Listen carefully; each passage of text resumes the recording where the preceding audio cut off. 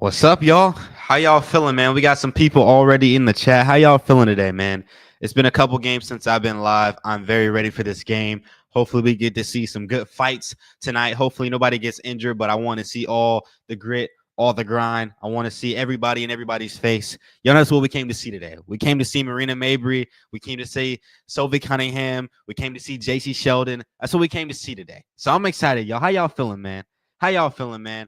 What's up, chat? What's up, everybody in the chat, man? Look, the Indiana Fever are taking on a team with 3 wins. There's no way we lose this game.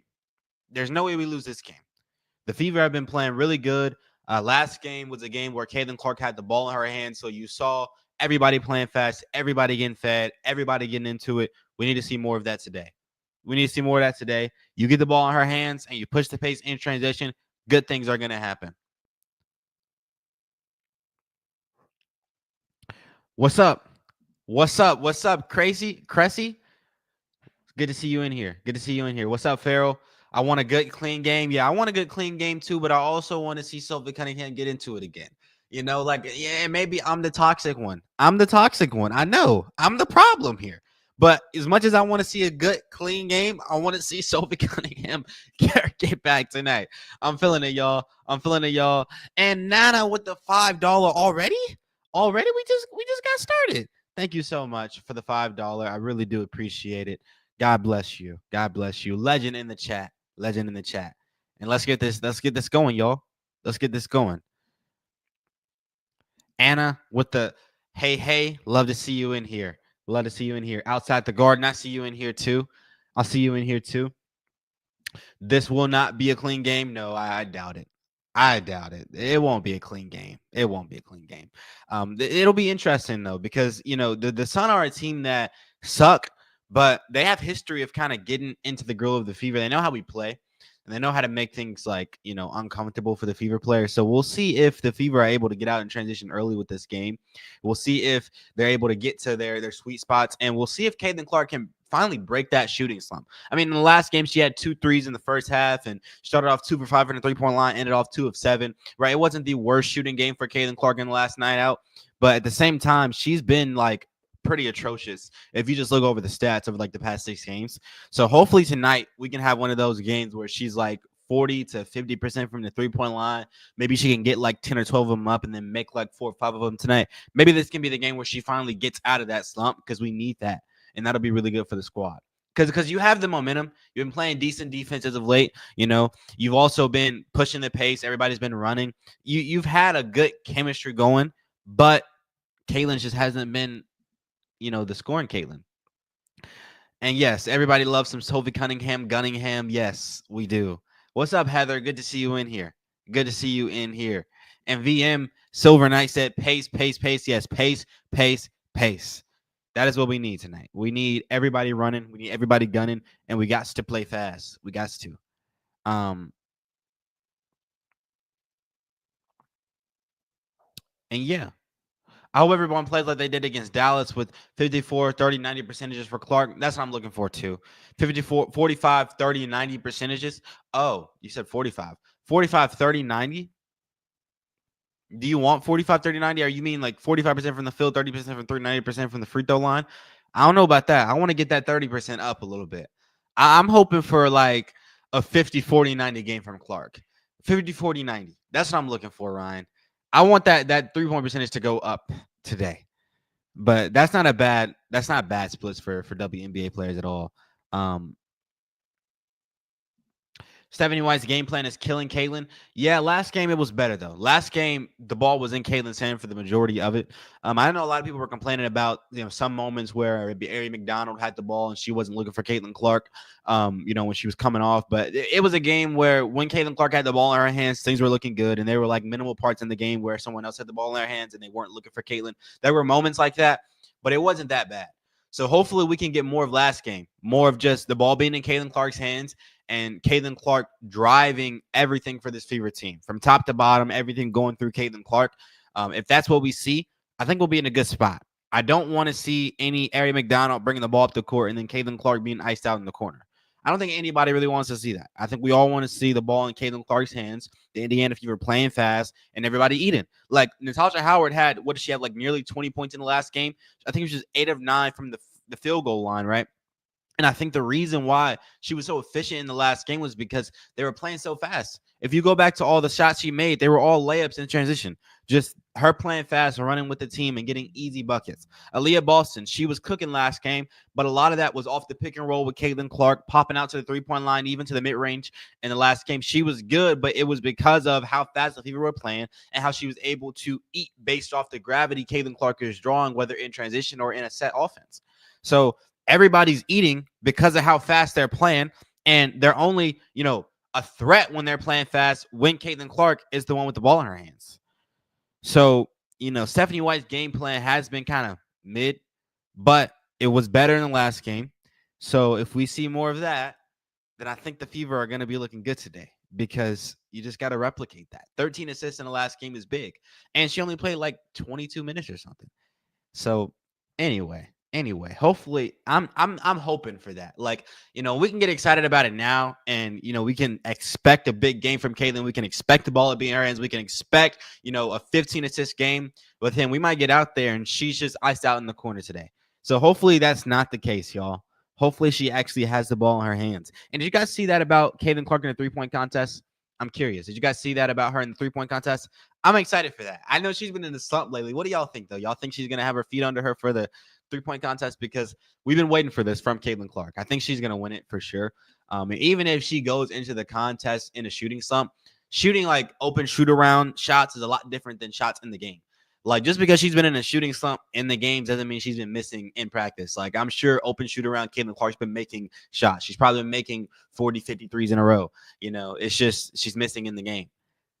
Anyway, Nana said, thanks for the live stream. I'm a slightly used senior citizen who understands more about basketball since I've been listening to your channel. Thank you so much, Nana. I'm glad you're here. Glad I can be helpful. And I'm glad we can all come together and enjoy basketball, all ages. I'm glad you're here, Nana. I'm glad you're here. Glad you're able to do the live tonight, Carter. We missed you. Yeah, man, I had an event the first game, or the second to last game, and then the last game I was at church. I told you guys that. So it just wasn't working out, but we're back. We're back now. We're back. And we got these lives going. I'm very, very happy about this, because I do like being live for the games. I think defense was better last game. I agree. I think the defense was better because they were able to get stops, which got them out in transition. If you're not going to get stops, you're not going to get out in transition. And Christopher said, let Caitlin be Caitlin. Yeah, we got to let her be Caitlin. And she's got to get up more than 12 shots. I think in the last 2 games, she's had under 25 shots attempts if you combine them.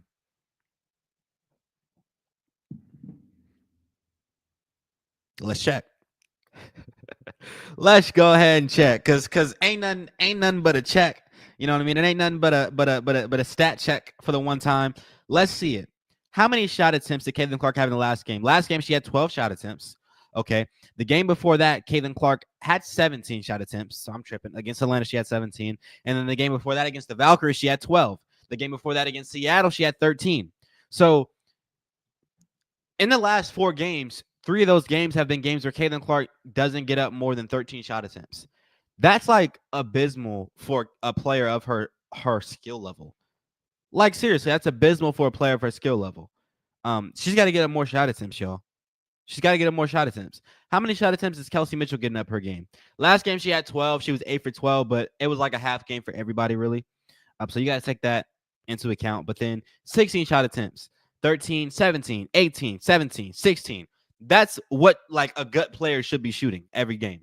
16, 17, 18, 19. That's what you want from one of your better players. And Caitlin Clark is too good to be getting 12 shot attempts in a game, 13 shot attempts in a game. That's just not, it's not okay at all, actually. And Ryan with the $5. Thank you so much, Ryan.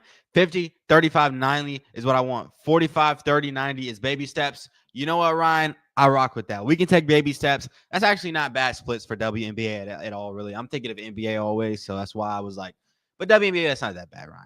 I got you. That baby steps, we definitely need baby steps. All we know is that we cannot have a game where Caitlin Clark shoots at 15% from the three-point line or like 0%. We want to see her get into somewhat a groove today.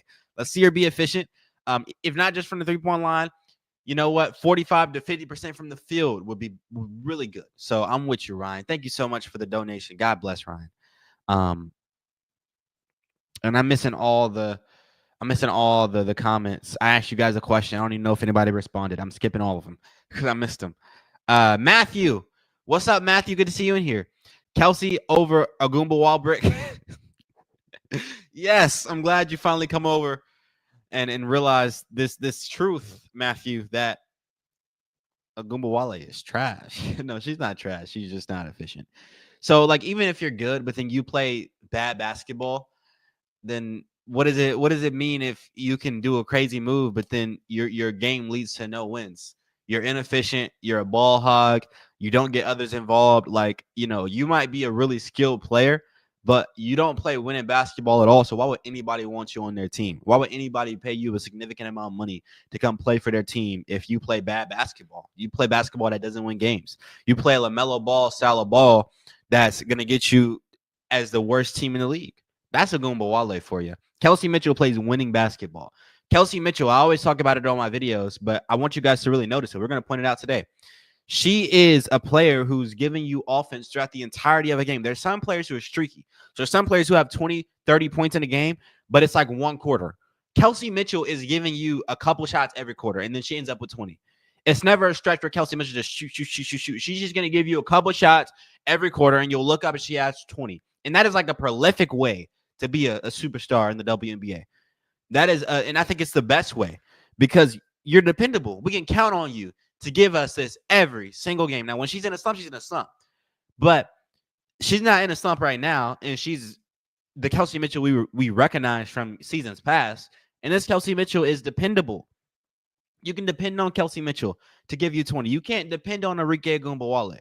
And I don't mean to pick on her right now. This is Matthew's fault. He brought her up, but Arike is just, man, she's just inefficient, man. She had did she have 0 field goals in the last game, y'all? She was trash. But she be doing that all the time. It's like, when Kelsey Mitchell's not playing well, she's in a slump. Like it'll be like 5 games in a row of her not playing well. She's not gonna give you a 30-point game and then give you a 0-point game. It's just not Kelsey Mitchell. But Arike is gonna do that to you. She's gonna have 2 good games and then 3 bad games, and then 1 good game, and then you know what I'm saying? Like, look at Matthew. 0 of 10, I think. Oh, are you serious? 0 of 10. That's tough. You know what I mean? Like, I just sorry, I'm crashing out, y'all. I'm crashing out. My bad. I'm just saying, like, you can't be 0 of 10. Like, and it irks me more with Arike because people were telling me last year, because I was like, it's my first time ever watching the WNBA last year, and I was like, I ain't seen nobody at the level of Caitlin Clark. And all these Twitter idiots telling me that Arike Agumba Wale been doing this. I'm like, are you like?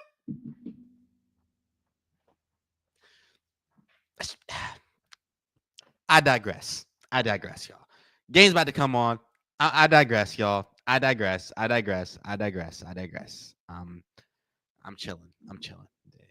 This ain't a Arike hate watch, y'all. I promise. But Caitlin Clark's got to get into a groove, man. We can't be seeing no more bad games from Caitlin because we don't want to see that. We don't want to see it from Arike. We don't want to see it from anybody. We don't want to see anybody shooting the ball that way. Arike is just inefficient, man.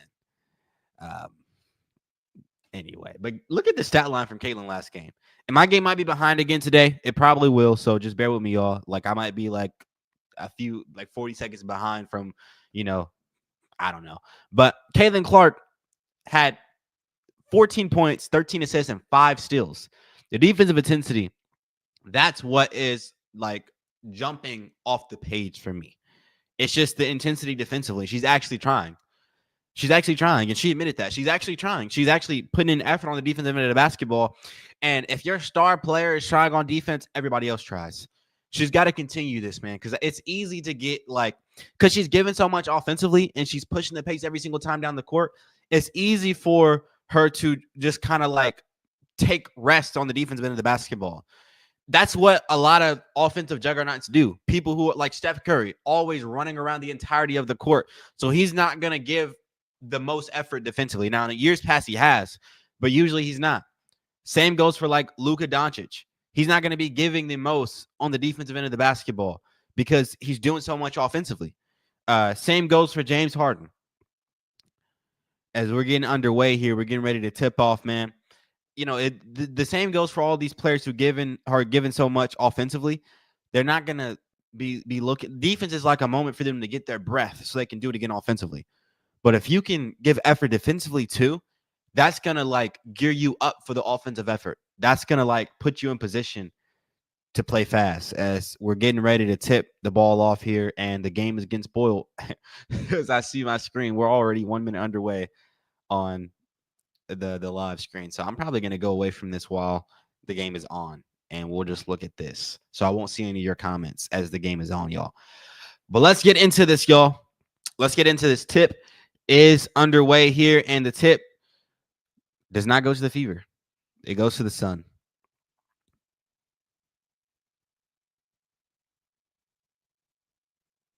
And here they are on the low post, fading away, mid-range jump shot, miss it. And we're going the way of the Fever now, y'all.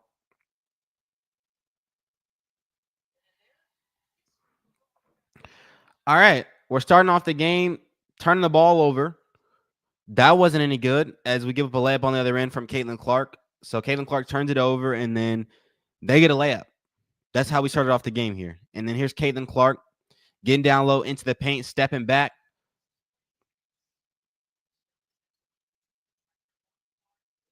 Here's Mitchell over to Caitlin. Caitlin down to, see, that's what I'm talking about. Caitlin Clark's going to draw defensive attention. Y'all saw that play? Or do y'all remember that play if you're ahead of me?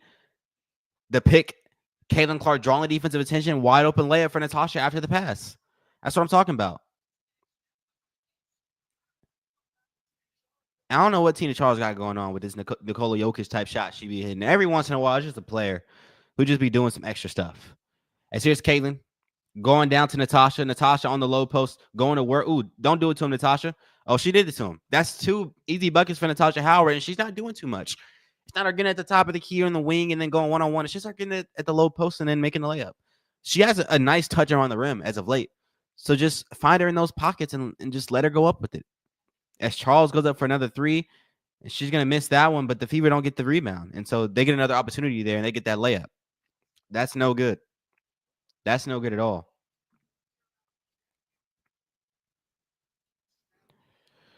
And here's Caitlin coming off a screen. Over to Boston. Boston down to Natasha. Hold on, Natasha. Okay. I can get, you know what I'm saying? I can get behind Natasha. Get her the ball on the low post. She's gonna make the layups. They're giving her a lot of space down there. She's getting, that's like 3 wide open pockets Natasha's had so far. So just get her the ball down there, y'all, and good things are happening if they can find her. And notice that was Aaliyah Boston on that last pass. That was Aaliyah Boston. We've been talking about it in my videos. What I've been calling her. Y'all know what I've been calling her. I've been calling her a hub. You get her the ball and she becomes a hub, and she can make decisions. As the Fever give a wide open 3, but they're not getting these offensive rebounds or these defensive rebounds. I'm sorry. They're not getting these defensive rebounds at all. You gotta get the rebounds so you can go the other way with it.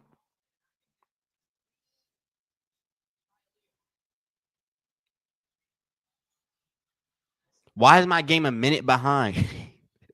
Here's Caitlin pushing it the other way. Oh my gosh. Caitlin getting down low into the paint. Easy layup at the cup. I'm loving it. Why is my game a minute behind? Yo, we got to fix this. As we're going the other way, here's JC Sheldon. I love that take from Caitlin Clark getting to the paint. That was beautiful.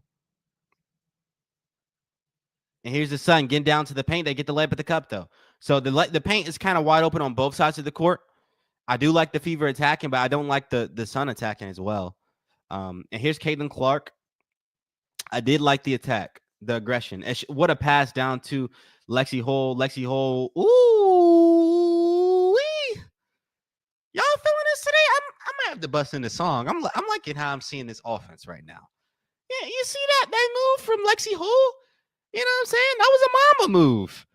As we get a stop, we're going the other way. That was a Mamba move. I like that. That was tough. As Caitlin Clark is going the other way, coming off a screen here. Caitlin, get it over to Boston. Boston down to Lexi Hold. Lexi Hold at the cup. Lexi over to Howard. Don't do it to him. Oh my goodness. Oh my goodness. Oh my goodness. Everybody's dishing it. It's not just Caitlin. It's Caitlin dishing it. And then, Aaliyah Boston dishing it. And then Lexi Hold dishing it. Like, everybody's dishing it. As the Fever can't get a dang defensive rebound. What a block from Howard. We're going the other way, y'all. And Caitlin pushes it up. Lexi Hold for three. Bang!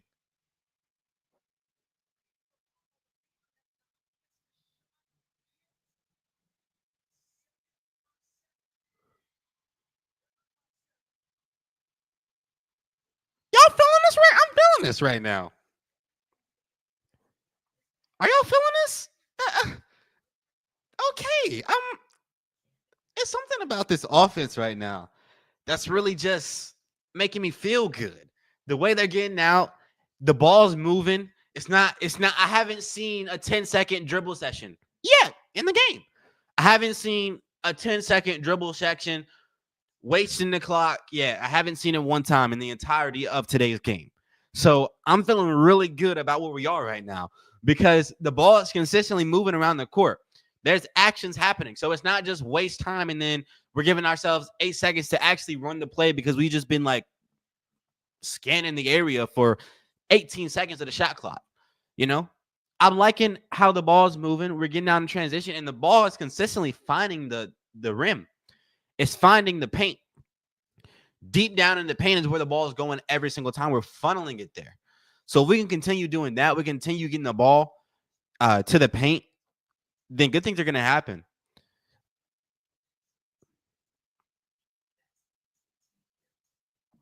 Kaylin was like, hey, Stephanie, I'm getting 22 assists tonight. She might. This could be that game. I want to see her get the 20 because nobody in WNBA history has gotten the 20.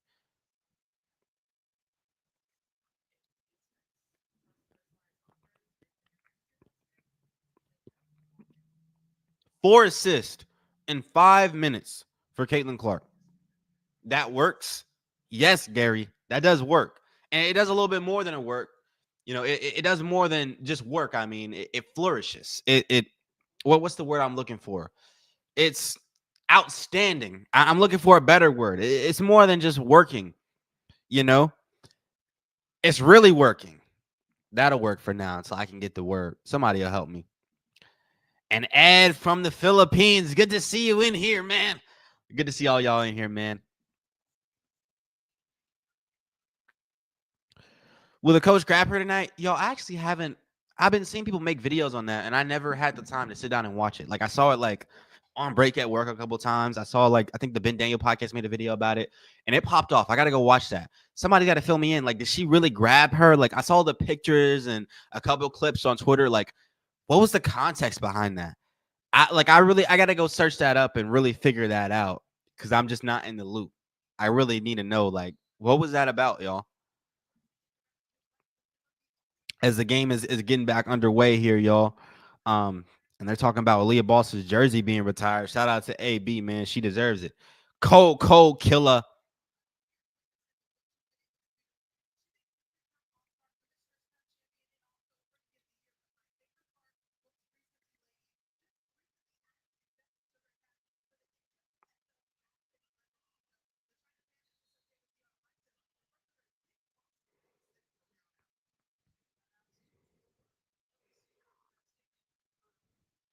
All right, here's Charles.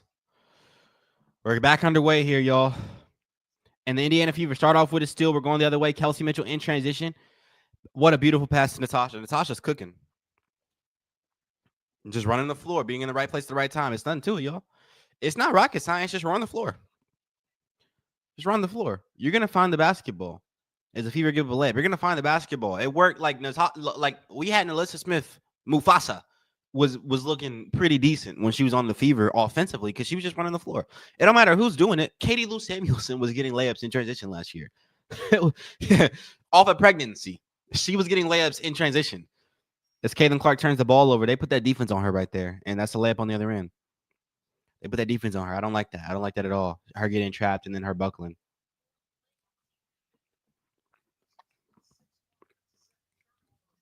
Here's Caitlin. Step back three. Missed that one. So we're starting off with a 3-point miss from Caitlin Clark. I don't like that at all, y'all. I want to see her get into a groove this game, man. It's still early. I know we got time, man, but she's got to hit some of these eventually, dude. Like, how do you, she's such a good freaking shooter. You don't just like lose that. It might be mental, and at this point, like, she's got to get into it. Caitlin Clark on the road is 1 of 29 from the 3-point line. That's abysmal. Absolutely abysmal.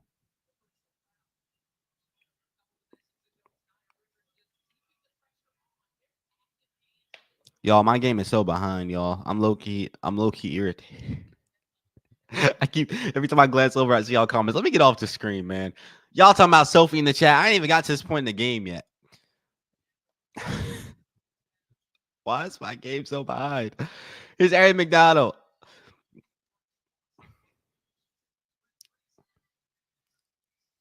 So Kaylin's on the bench now. Ari getting down, kicking it out to Sophie. Sophie getting down. Hold on, Sophie. Oh, I like that. That's what y'all were talking. I likes that. I like the move. She swayed the ball to the left, went over to the right for the little hook. I like that. It was beautiful. That was beautiful. Here's Charles. The Sun trying to get down on the paint. They make that layup. So we give up one, but we're going the other way. Up to Kelsey Mitchell in transition. Kelsey Mitchell, tough lay and one. What the heck? What the heck? What the heck? That was tough. The way she had the, like, she was like, it's almost like she was in slow-mo with that lay. It was like she was in slow-mo controlling the ball as it went up into the hoop. That was tough. As she makes the free throw, we're going the other way. 22-16. My game just kind of jumped ahead. Maybe that's going to catch me up a little bit. It just buffered. So it skipped the free throws, y'all. I think I'm caught up just a little bit here. As we got the Sun going to the free throw line. I don't know what be going on, y'all. I really don't. They don't like me here. They don't like me. Technology be against me, man. Open AI. Look, when the AI revolution comes, they coming for me first. No, let me stop. We speak against that. We don't want that. Tina Charles has the second most points in WNBA history. That's crazy. As my game just went off. That's actually insane.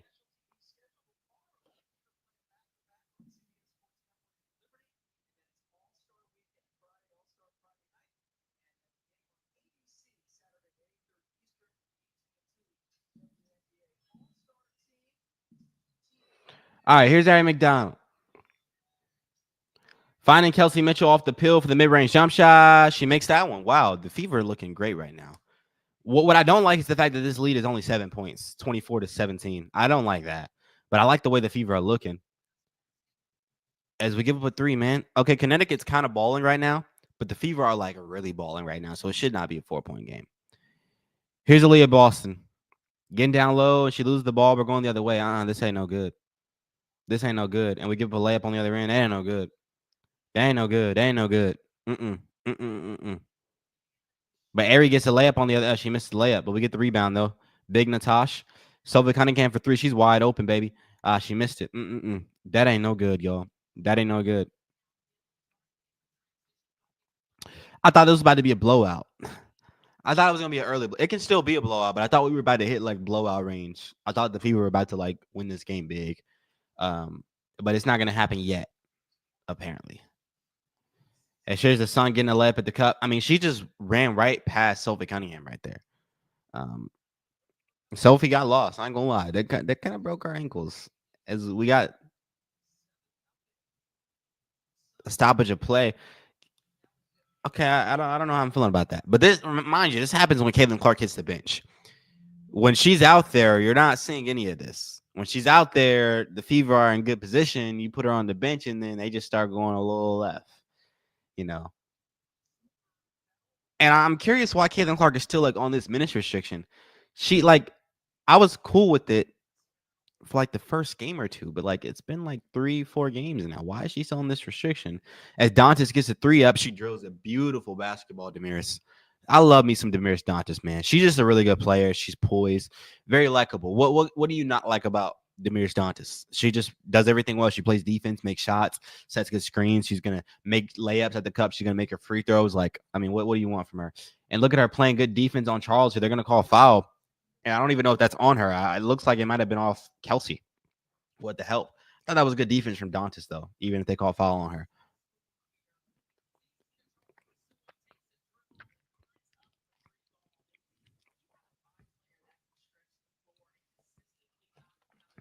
I didn't realize Demir's Dantas had tattoos.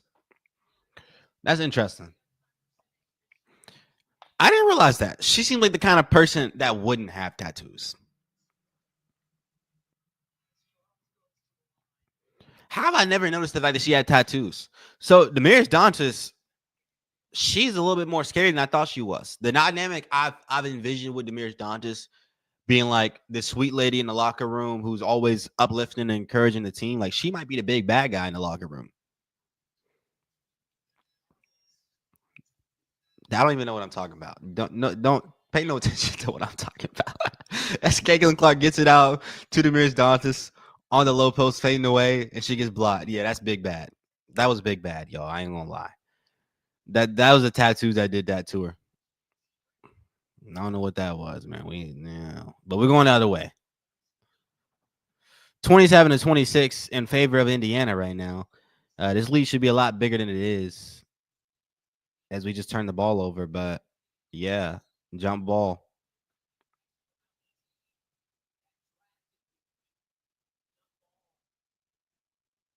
I'm not feeling this right now. I'm not feeling what the Fever are right now.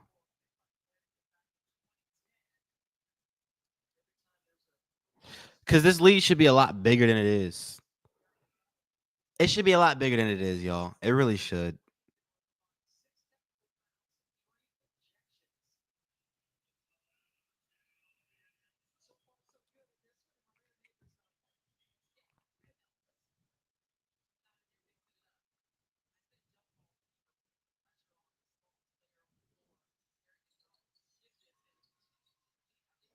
We don't get the jump. We're going the way of Connecticut here.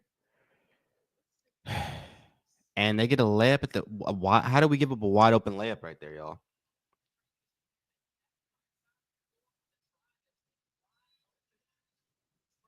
All right, here's Tosh. Over to McDonald.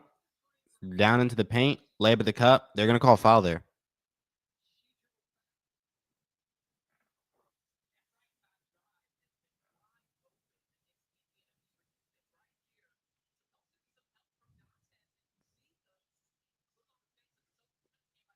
We're going to get these free throws. Why is Connecticut up one right now? That's a tie game. Why is the game so close? I mean, the Fever have been hooping. Connecticut's been hooping too, but like when a team is really hooping, is it a good excuse when the game is close to be like, well, the other team's been hooping? Because like when you really hoop and you give like your best stretch of basketball, you got to make sure you're not allowing the other team to do it at the same time, because like at that point, it just cancels out. As Caitlin is going the other way here. Settle for this last shot.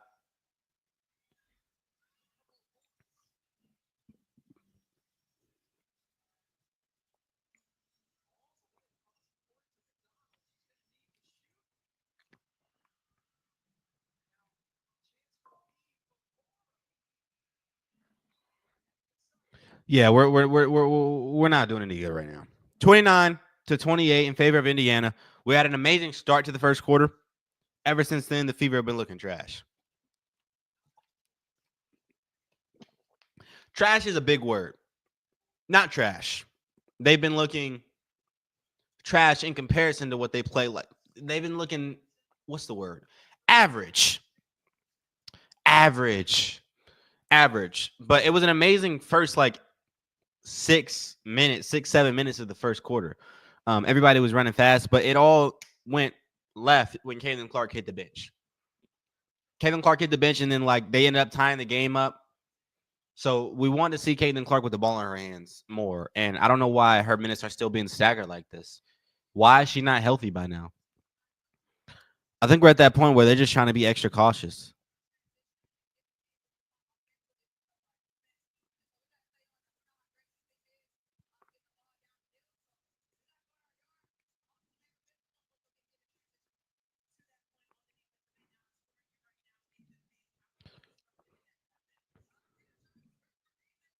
Get Lexi and Timpson in, yeah, that'll be good.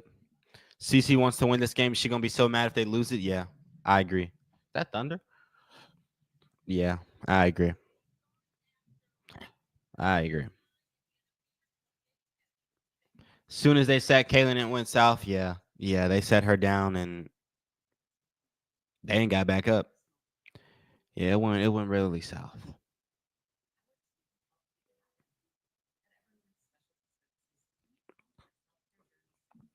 Back to back games. Have a game tomorrow too. It's a good point, Heather. You really want to win this game because you're given on the first game or the first end of a back to back. Usually teams are giving their all. They're usually gonna play as hard as they can in that first game. It's just what we do. We just come out and we play hard in the first game, and in the second game you're kind of sacrificing a little bit. So if you play really hard in this first game and then you end up losing, and then on the second half of the back to back you're not playing a team with 3 wins, it'll be very tough. But you know, if they do have to red line a little bit in both games, like give 120% in this game and give 105% in next game, you know, and in light of the fact that the All-Star game is coming up soon, it's okay because like yeah, you're running yourself into the ground, but like you got a break coming up type of thing. But you don't want you got a lot of All-Stars, so I don't know. I don't know. But we need to win this game.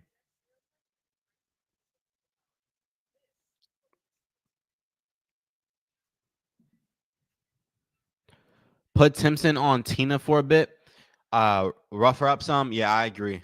I agree. We need to get Tina Charles out of a groove. The more she's in a groove, the worse it is for the Fever. Those big men love to do things to us. So we don't want that to become a problem today. It's already become a problem, to be honest, though. Get Ari out when Caitlin Clark is in. I agree. I agree. I don't think it works. You know, it just doesn't work. It kind of works if Kelsey Mitchell's on the bench, just a little bit. You know, it's kind of like the Caitlin Clark Kelsey Mitchell lineup, but Ari's a little bit too much of a playmaker in comparison to Kelsey, who's not. So it just really doesn't work at all, to be honest, because Ari is just a playmaker. She needs the ball in her hands to thrive and flourish.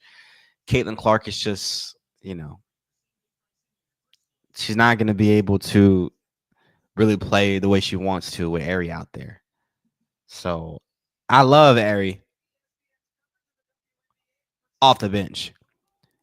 And y'all heard it from Sir Jax first. Good to see you in here, by the way, Sir Jax. But he said click that like button. Hey, y'all heard it from Sir Jax first, man. If you guys liking the stream, make sure you guys click the like button, man. It does help a brother out. It do be helping a brother out if you do hit the like button. Uh, as we're getting the game started up here, Stephanie White yapping.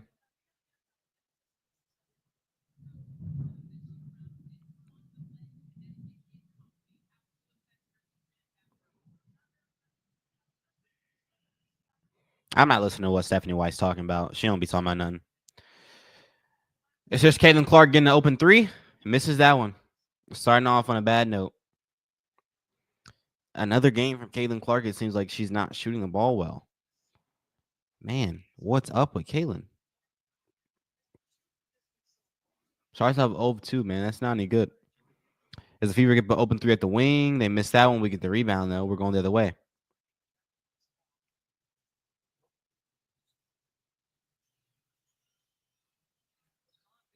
It's just Caitlin. Caitlin. Over to McDonald. Dantas.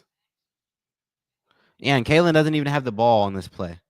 Caitlin Clark doesn't have the ball. She's off in the wing somewhere. She's not with the ball in her hand. She's not playing point guard there. As the Fever foul, she's not playing point guard there.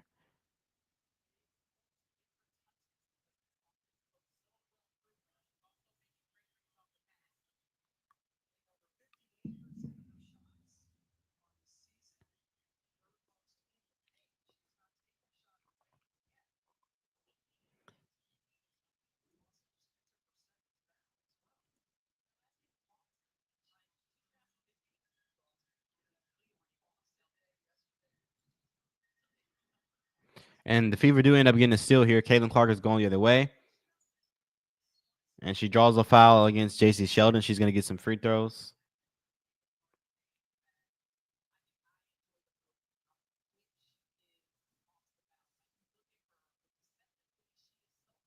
Big steal from Caitlin Clark, though. Once again, that defense is there, her getting those steals.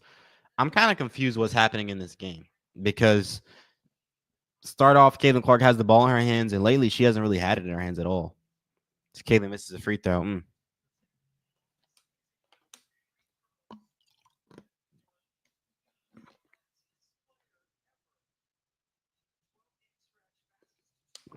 Carter calls Stephanie White and tell her to get area out when Caitlin Clark is in. If I had her number, I would spam.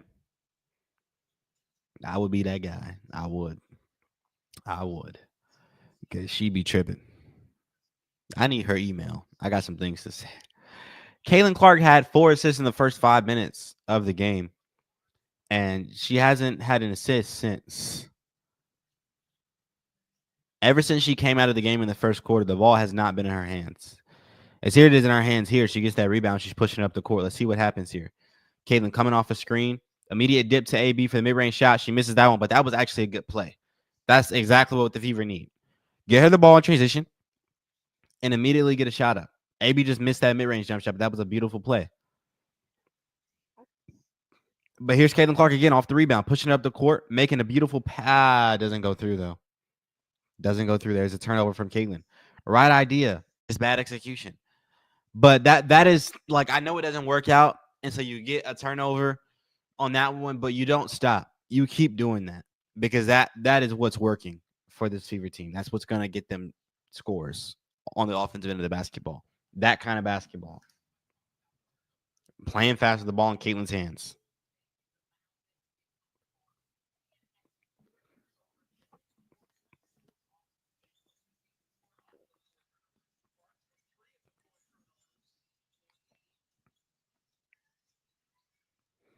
Beautiful backdoor cut from Kelsey Mitchell. That's that hub stuff, y'all. Aaliyah Boston's a hub on the low post. You get her the ball, she's going to make the right read. That's who she is.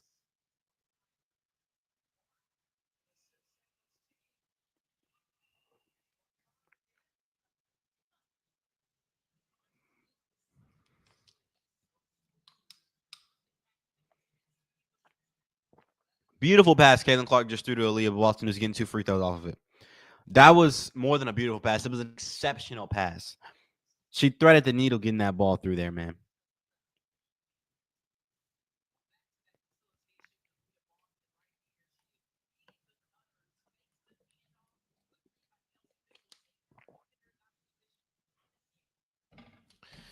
Caitlin's been missing too many shots lately, y'all. Just too much. You know, it's getting to a certain point where it's like, you know, we call it a slump, but like it's been like half the season of her just missing at this point.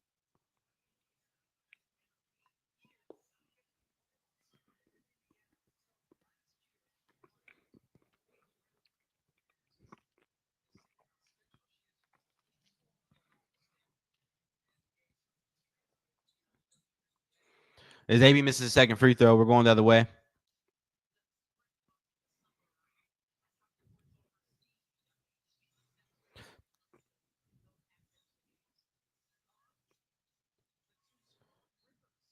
And it's going to go the way of the Fever. Let's see if the Fever can get something going here.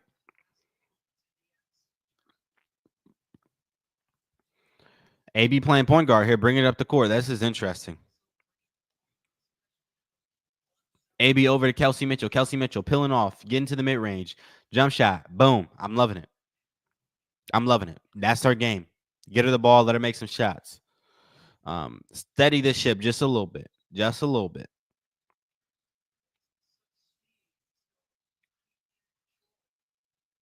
Good defense from Indiana. They're going to call foul, though, on the floor.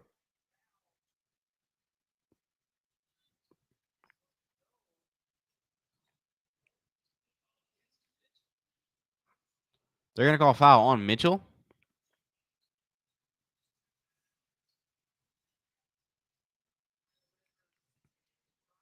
Yeah, they're going to challenge that. Yeah, I'm gonna challenge that. That's not a foul on Kelsey. Y'all, I don't know what's going on with Indiana right now. I'm really I really don't know what's going on with Keelan Clark.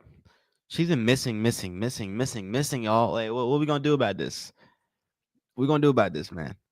She got to get into a groove. That's what we came here to see. We came here to see her shoot these deep shots, and then if she's not shooting deep shots, we came here to see her making these plays, passing and dishing the ball. But she hasn't really had the ball in her. Well, she has for the last couple plays, but she went like a 7-minute stretch in this game with no ball in her hands. You know, she goes out at like the 5-minute mark in the first quarter, and up until like the 8-minute mark in the second quarter, she just isn't touching the ball anymore. And obviously, she was on the bench for some of that, but that's just a too long of a stretch with Caitlin Clark not having the ball in her hands, especially considering the fact that you went up like 7 points early on from her just pushing the pace.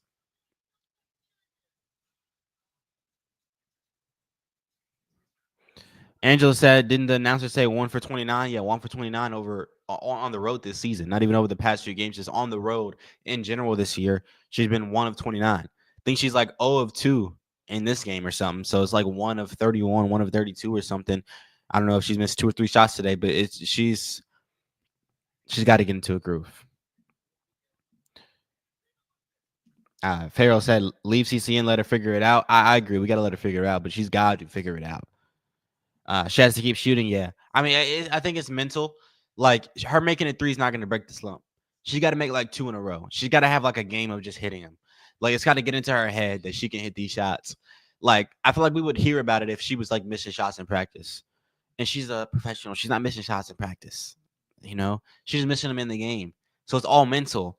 She's making shots in the pregame shoot arounds. It's all mental. Like she's got to mentally get out of this slump. But great players have to be able to do that. And great players are able to do that. So Caitlin Clark has to do that too.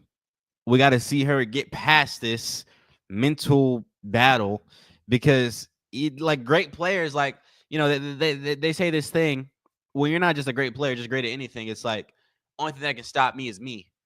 And that's like for anything. And it works with Caitlin Clark too, because she's so good at shooting and she's such a great shooter. She's been over her career. The only thing that can get in her way and get in the way of how many reps she's put in, you know, of how much effort she puts into her shot, the mechanics of it, you know, every single day, getting out there, getting up hundreds, maybe even thousands of shots. Like, you have the skill because you put the work in. Only thing in your way is you. It's your head. So you got to get out of your head, because that's not something that reps is going to help. Like when you have a workaholic, they're just going to get out there and just shoot. And so like, you know, you just work. But like it gets to a certain point where like all that working meets mentality, it meets the head stuff, and you got to have both. You can outwork everybody, but if you're in your head, man, if you're in your head,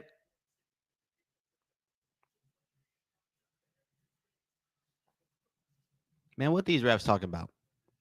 They didn't just kill my vibe. How is this? What are we talking about? This shit, we all saw the play. Like, I mean, there's nothing to. I don't even have to assess what he just. We all saw the play. We all saw Kelsey just get like. I mean, yeah, it was the hand to face contact, but like we all like.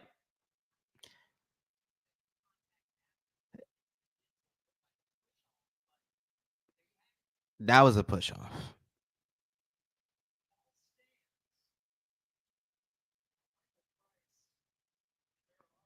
What are we talking about, y'all? I mean, they're gonna say the hand came first, I guess. I mean, and from the you have to give it to him in this situation, because from the ref perspective, he's like looking directly at the face first. He's not seeing he's gonna see that from where the ref was standing or where she was standing, maybe. Um, so I understand the call on the floor, but like, I mean, I guess. I mean, it came first. I guess. It came first. I mean, what can we say about that? Are they wrong? I guess not. But like, that was a push off. I would have liked her to be penalized with something for that, for just pushing off there. But I guess if the hand to face contact came first, then I mean, what can you say?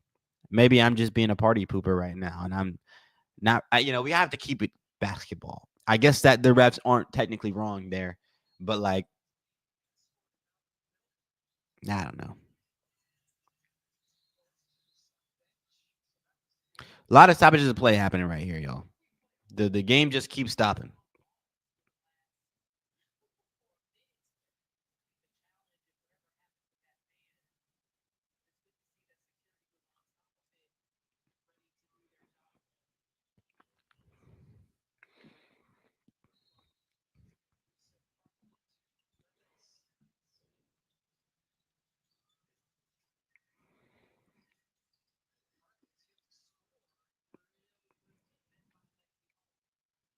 Exceptional defense from the Fever getting a stop. We're going the other way.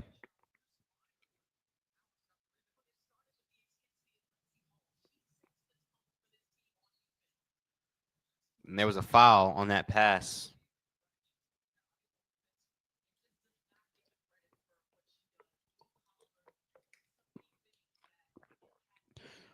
We've been at like the 6-minute mark in this game for like 50 minutes now.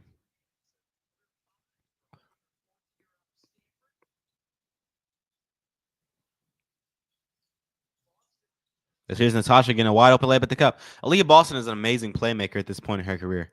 She's really got it at this point. She's really an amazing playmaker. When she gets it and the defensive attention comes, she knows how to pass the ball, and that's what I'm loving. That's what I'm loving. Fever forced a miss on that layup. We're going the other way. It's Aaliyah Boston pushing up the court. Aaliyah Boston finding Caitlin, and Caitlin getting a layup at the cup. That's what I'm loving. Caitlin's got to attack the paint a little bit more. We got to get some shots up for Caitlin Clark. She hasn't shot the ball really at all in this game. 2 of 4 from the field. The Fever give up a 3. That was a tough shot from the Sun. And we are going the other way.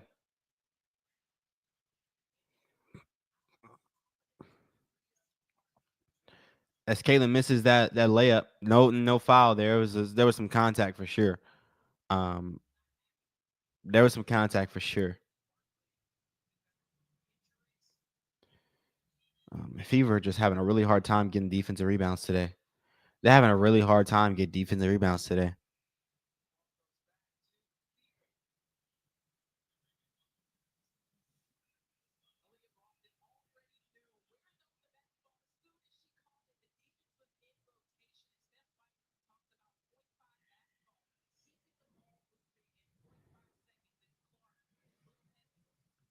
All right, here's McDonald.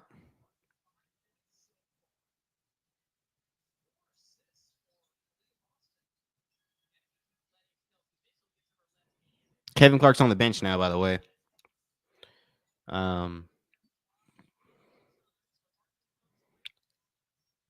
This is looking sloppy right now. Just bad basketball both sides right now. Fever should have a lead, a bigger lead at this point in the game. Mainly because of the fact that like the Sun haven't been that good, and you started off so strong. It's just we've had a cold stretch. The refs have kind of been icing the game with how many stoppages of play. How are you going to play fast and what pace if the game's getting stopped every 5 seconds because of a call? They're going over to the monitors to review for 2 minutes. That stops your pace and the flow of the game. That's exactly what that does. As here's Lexi Hole.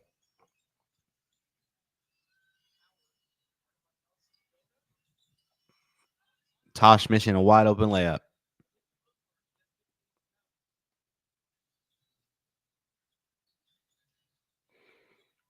And Charles is wide open for a mid-range shot. She's going to drill that.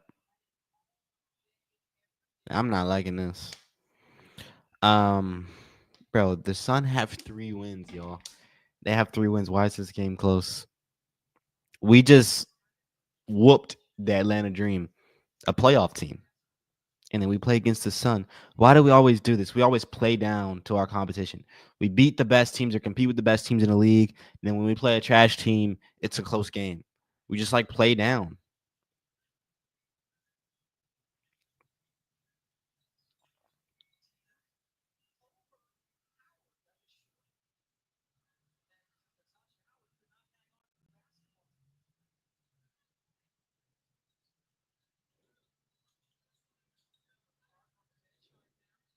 Bro, we can't get a defense rebound to save our lives. Bro, the Fever, bro, they're giving up so many offensive rebounds to the other team. It's actually insane.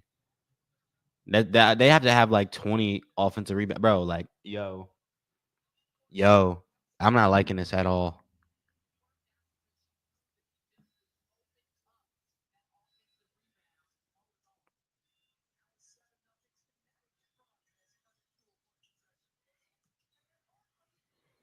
Then we give up a 3. I don't know what the heck the Fever got going on right now, y'all. I don't know what the heck they got going on right now, y'all.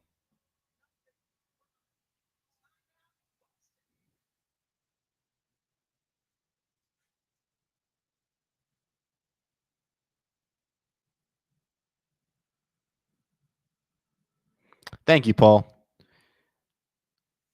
You too, Paul.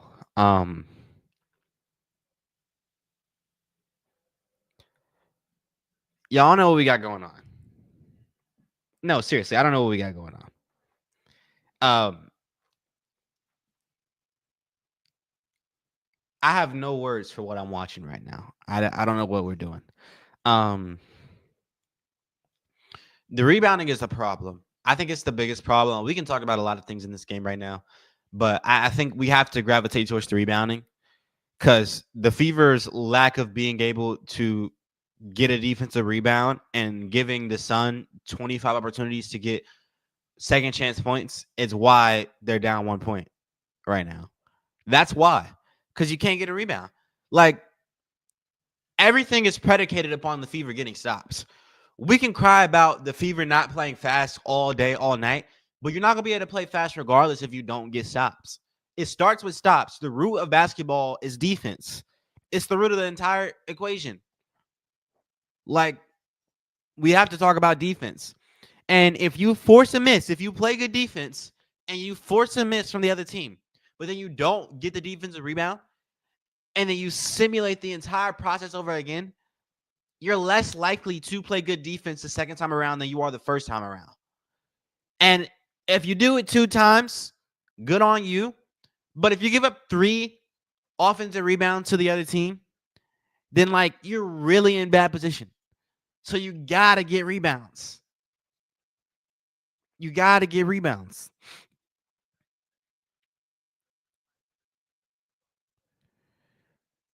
So like it's really not, I don't even know, like it's just rebounding.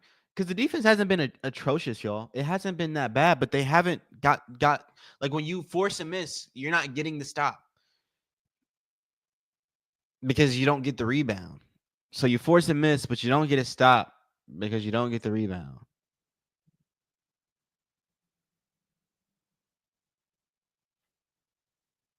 I'm not liking that at all.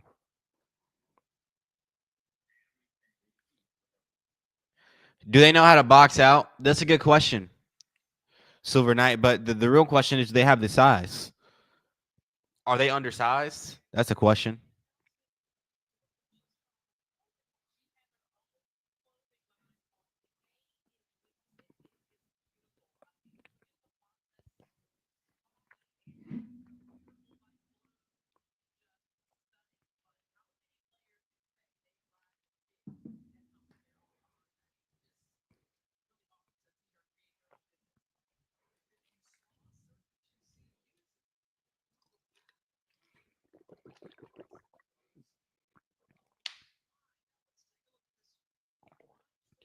Bro, how the heck the ball got inbounded and then the game stopped within 2 seconds?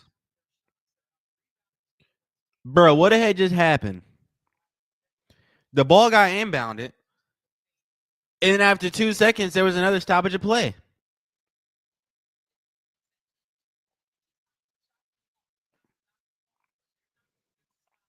As Cunningham gets a mid-range shot up, she misses it. We're going the other way. We're going the other way, y'all. Here's Sheldon. Coming off a screen, getting down low. Oh, step back from Jay. Oh, hold on, Tracy. Don't do it to him now. You know JC ain't got no bag like that. As Tina Charles misses the layup. We're going the other way with Kelsey Mitchell. Missile getting down low into the paint, layup at the cup. Bang. Beautiful basketball. I'm loving it, Kelsey. I'm loving it a lot.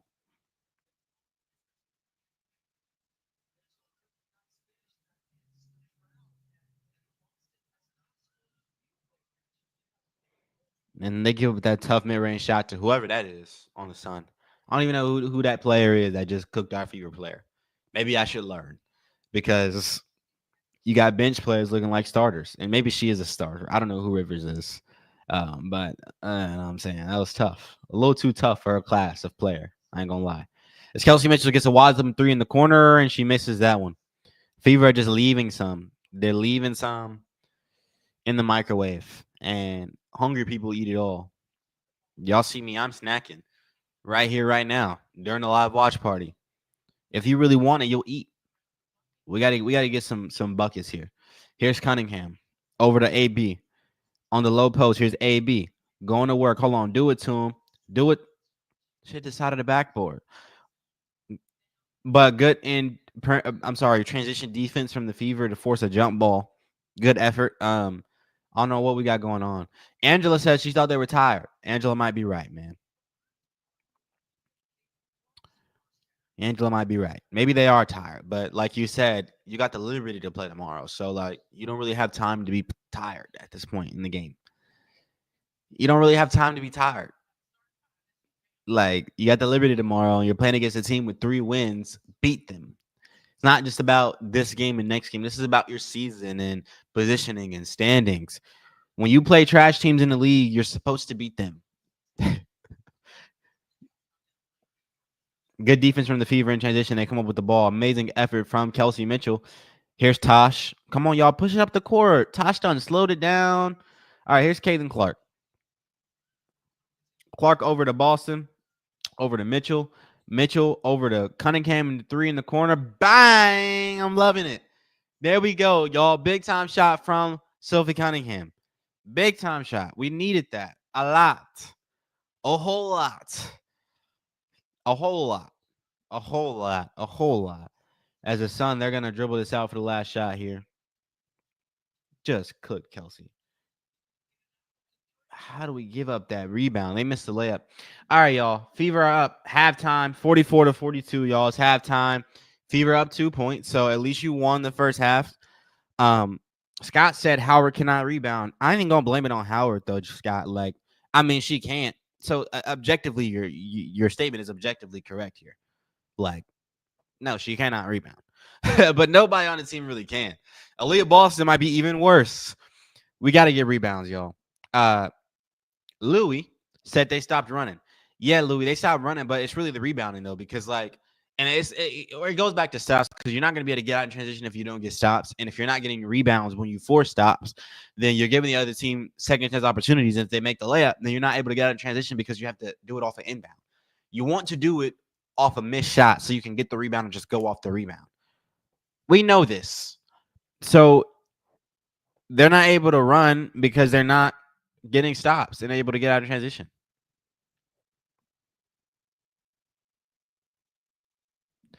Carter, you're right. Fever do consistently play down. Yeah, I don't even know what this is about, y'all. I really don't. But they do it. They do it. They do it every single game, it seems. They're playing down to their competition or they play up to their competition. They're one of the better teams in the league when it comes to skill, which is why they compete and they beat, the New York Liberty. They'll compete with the Aces and beat the Aces. They compete with the Liberty and beat the Liberty. Lynx. But the Fever tend to, when they play trash teams, play down to their competition. So they're gonna play down to the competition of the Sun or the Mystics. The Mystics aren't that bad, but like whatever bad team they're playing, they're just playing down, which is a problem because you're too good of a team to have all these games be close. You had an opportunity early on in the game to really like cook this Sun team, and we just watched the lead go away. They had like a 7, maybe 9 point lead, and we just saw it evaporate at the end of the first quarter. You gotta put these teams out of their misery. Don't let them hang around and give them life. Like, all right, you put the first blow on them. They look like they're about to die. Go ahead and kill them. Go ahead and kill the boar. Put them out of their misery, man.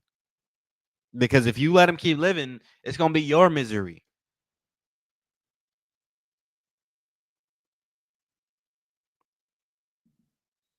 Just got here. Please tell me this is the first half. Yes, this is the first half. First half just ended 44-42 in favor of the Fever. It shouldn't be this close. Granted, though, like the Fever were pretty trash for the majority of that first half. Like the first probably 6-7 minutes of the first half, the Fever looked like they should be up 20 points at halftime. But then for the majority of the first half, they really were trash. So the fact that you're still up 2 is probably actually a good thing.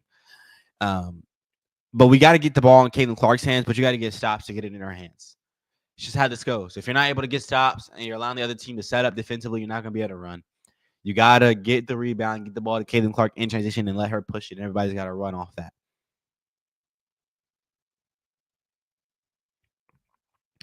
Are they tired? They don't have their normal spark? Is that ever an excuse? I mean, it might be tired, but like, is the other team tired? It's a matter of effort. You shouldn't be. I mean, you should be tired, but like, you got to push past your limits. Um, they didn't look tired in the first couple minutes of the game, and so you could argue well they got tired after, the 2-minute mark in the first quarter, but like, it's not an excuse. They might be tired though, but your professional basketball team, you get paid to work on your body. So like they might be tired, but like was anybody saying that about the Indiana Pacers when they gave up a big time lead against the OKC Thunder and what was it like game something of the finals? I forgot what game it was. Nobody was like, "Oh, they're tired." And Tristan just said something. Stop subbing Caitlin Clark out. Yeah, that's a big part of it too, because you could have went up 10, 15 points in this game. When Caitlin's on the court, good things are happening. You put her on the bench, bad things start happening. It's just how this works. You want her to play more minutes. Why is she out there on why are her minutes being staggered like this? I don't get it. Like the 5 minutes in, 5 minutes out thing is just not gonna work. I'd rather you just play her 7 minutes and then, or I'd rather you, matter of fact, play her the entirety of the first quarter. Do the Steph Curry minutes. Play her the entirety of the first quarter, and then to start off the second quarter, don't play her until like 6-7 minutes have passed, and then put her in at like the 4-3 minute mark in the second quarter. That's how Steph Curry did it for the majority of his career. It changed a little bit, and he went like with a more staggered minutes pattern for a couple years, and then he went back to it. You play the entirety of the first quarter, and it doesn't even have to be the entirety. Because there was a section in Steph's career where Steph would play like the first 10 minutes of the first quarter, and then the last 2 minutes he'd be out, and then he wouldn't come back into like the 5-6 minute mark in the second quarter. That works. So with Caitlin, you could play her the first 8 minutes of the first quarter, right? And it might be about like long spurts of play for her. That might be what it's about. And it might not actually be about the minutes. But if you're just trying to keep her under 30 minutes, play her 8 minutes of the first quarter. Last 2 minutes, have her sit out. Don't have her come back in until the 4-minute mark in the second quarter. And so if you tally that up, you play what, 4 plus 8? That's 12 minutes in the game in the first half. You end off with 24 minutes at the end of the game. So in reality, just play her the entirety of the first quarter and then play her for 4 minutes in the second quarter. That's 14 minutes in the first half. And then you do that in the second half. You play, 28 minutes. And obviously, like going into the fourth quarter, you don't want Caitlin Clark missing like 6 minutes. So like in the second half, you could change it up a little bit. But like in the first half, you're building momentum. You want her to play the entirety of it.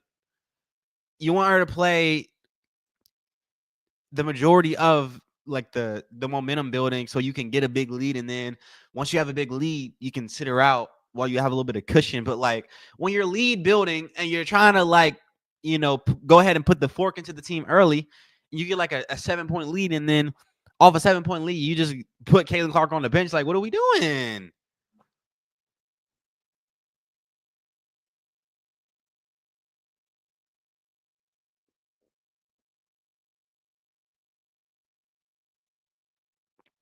See ya, Cody. See ya, Cody. um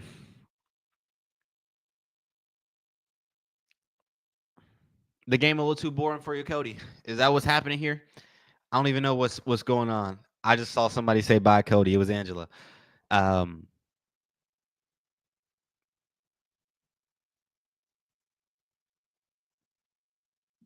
this game will be on WNBA League Pass on replay after the live game is over. Yeah, it will. It will. Um, and if you don't want to go back and watch the whole game, you can just watch my video tonight. A little plug. Shoot.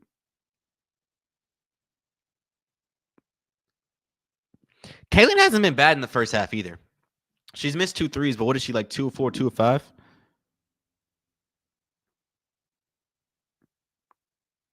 Let's actually check. She's 2 of 5, 0 for 2, 4 assists, 3 rebounds. She has a steal. And when she's on the court, the Fever are plus 11. She has the best plus minus on the entire team, y'all. So they're plus 11 when she's on the court.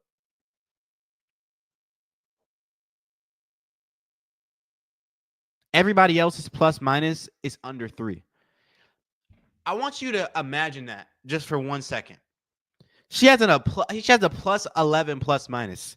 Everybody else's plus minus is under 3. Ari McDonald's is a negative 9. Y'all, it's a 20-point difference from when Caitlin Clark is in the game to Ari McDonald. That's 20 points. Plus 11 to negative 9. When Caitlin is on the court, good things happen for this team. So I'm over here ranting, and the stats just back me up. I love that. I love when I'm yapping, and then I go check the stat sheet, and it backs me up. Because Caitlin Clark is plus 11. Ari McDonald is negative 9. No shade to Ari. Decent backup point guard. But Caitlin Clark is everything for this team. So playing her for 4 minutes and then sitting her for 5 and then playing her for 4 and then sitting her for 5, you're putting yourself in position to lose the game.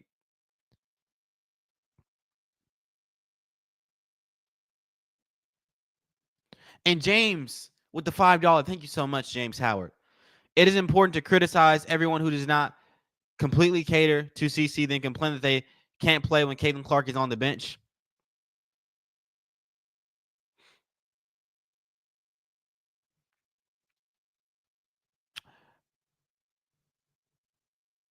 Interesting comment. I'm not sure I understand it entirely. It is important to criticize everyone. I'm assuming this is sarcastic. It is important to criticize everyone who does not completely cater to Caitlin Clark, then complain that they can't play when Caitlin Clark is on the bench.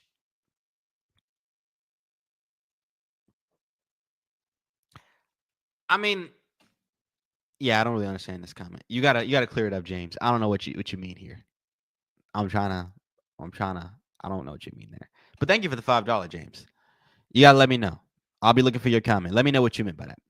El Professor with the $2. Thank you so much. Tighten up, Indy. Second half incoming. Salute, Carter. Hey, salute to you. Yeah, second half incoming. We definitely got to tighten up a little bit here. Ain't the worst thing in the world though. We're up 2 points. We just gotta get some stops and get out in transition. Like it's the Connecticut Sun. Tighten up a little bit and don't let them cook you. They have 3 wins this year. They have 18 L's. They're professionals when it comes to losing games.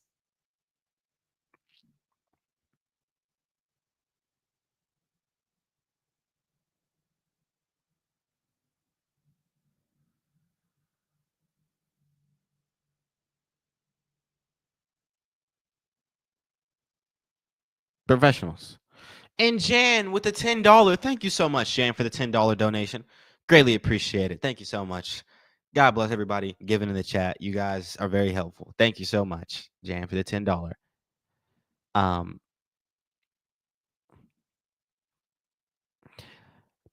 At Iowa, Caitlin Clark was only taken out to catch her breath. Exactly.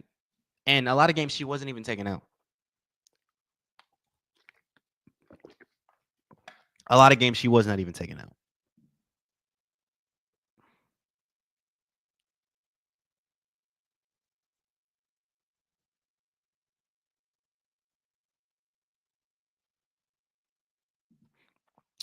Why is Coach Splitting time with Ari McDonald. I thought she was a backup. I think it's because of the injury. I don't think this is something that's going to be permanent. I think it's the injury. I think they're still trying to keep her under 30 minutes. I think that's all that's going on right now. I just don't like how they're going about doing it because there's more effective ways to keep her under 30 minutes. We just went over, I just had a whole think piece on how they can keep her under 30 minutes while prioritizing her playing the majority of the game.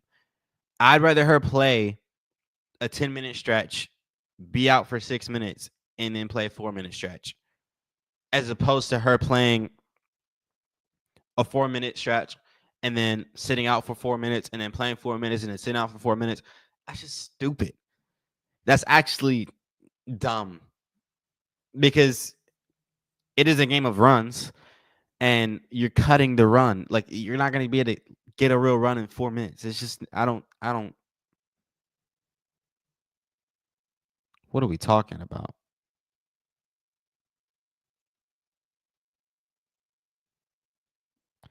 In my opinion, White is trying to protect her cash cow. Yeah, I mean, I do want them to protect Caitlin, but then, like, if she's not ready to go, don't play her. If she's not ready to play, then she might as well just be on the bench. If she's ready to play, and it seems like she's ready to play, she's in good condition, then what's up with the staggering the minutes? If there's a problem that you guys are having, if you guys are scared of her playing more than a 5-minute stretch, if it becomes like detrimental to her health, if she plays more than a 5-minute stretch in the game, then she probably shouldn't be playing at all because 5 minutes is no time for a professional athlete. If she's not healthy to play a 10-minute stretch of basketball without stopping, then she probably shouldn't be out there. And so, like, actually protecting her would look like keeping her on the bench. But if she's ready to go, that's how I'm feeling. I'd rather see more Lexi than Ari. I agree. And I'd rather see more moments where Kelsey Mitchell's the point guard. That sounds crazy, I know. But at least when Kelsey Mitchell's the point guard, she's usually looking for a shot. If Kelsey's bringing it up the court, chances are she's going to get a shot up. And I'm more content with Kelsey getting a shot up than the Ari McDonald dribble, rigmarole. Like, Ari is good, and it's not Ari's fault. But when she's out there, they're just dribbling the ball around. It's going to everybody, and you're wasting shot clock.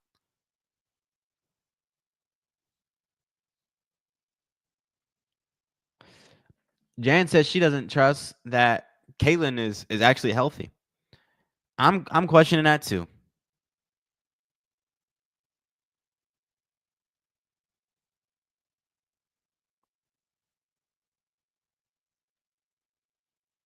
As the game's getting ready to be underway here, y'all.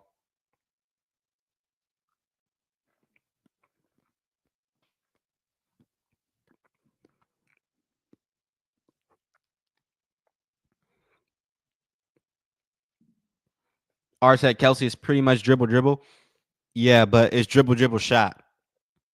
And I'm cool with dribble if you're getting to your own shot. Because she actually makes her shots. If you're as good as Kelsey Mitchell, you can dribble. If the Fever get a wide open three in the corner and they miss that one to start off the game, we're going the other way.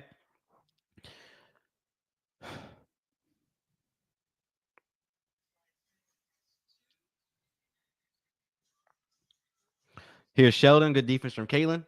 Good switch. Here's defense from AB. Tina Charles trying to go to work.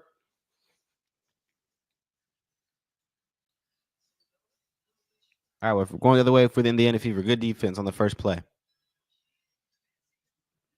Here's Caitlin. Deep three-point jump shot. Misses it. 0 of 3 to start the game. Natasha draws a foul. 0 of 3 to start the game, y'all.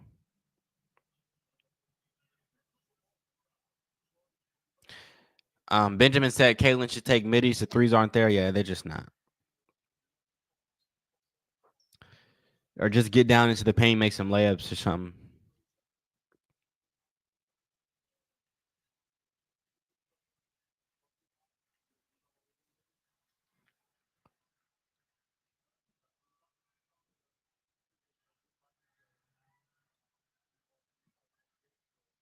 Who is this guy talking on the intercom right now? Ooh, do y'all understand what this guy's talking about? What's going on, bro? Show me who is this guy? Is that the coach? I can't even. Why is he talking so low? What is this? Who is that? What was that?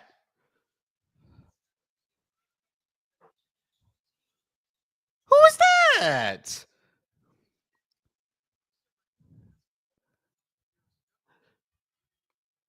Angela said that's the coach. I guess that.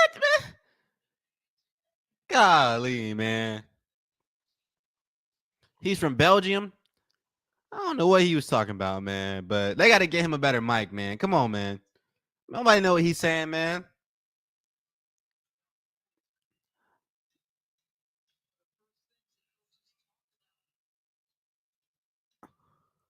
He's from France. Okay. He's the coach, huh? He's the coach, huh? He's pretty trash. His team got Who is this guy, man? Like, it's a time and place for every matter under heaven.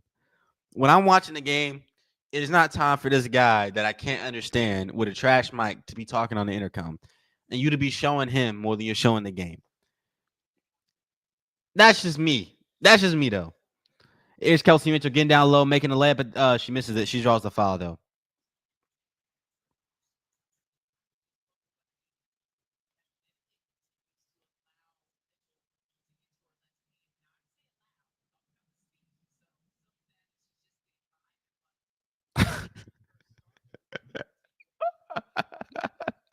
I'm not gonna read this, Charlie.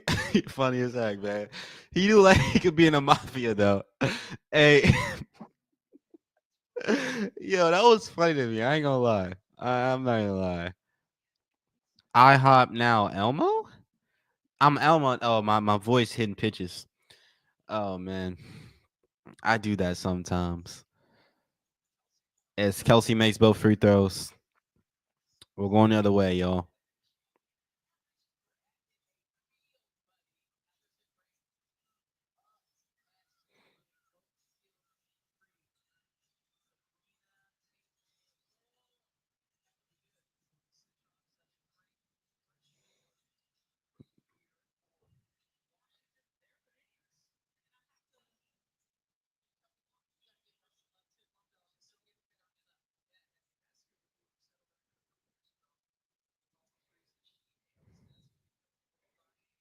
Gonna be a fun 3-point contest only if Caitlin Clark makes her shots.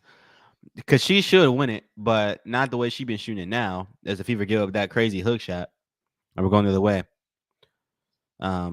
Here's Caitlin Clark kicking it over to Lexi Hull, over to Natasha, who gets a layup at the cup. That's good basketball, but we got to get some stops. Because, I mean, if this game is still close to the 5-minute mark when Caitlin Clark sits on the bench, we're going to be in really bad shape. As Charles makes the mid-range shot. This game's going to be close when she hits the bench. Tina Charles got 15 points on bad efficiency. 6 of 14, but she's still cooking us. Guess it's not bad for WNBA standards, though, but that's bad. She's a big man. Here's AB down to Natasha. Natasha making the layup. I'm loving the playmaking from Aaliyah Boston.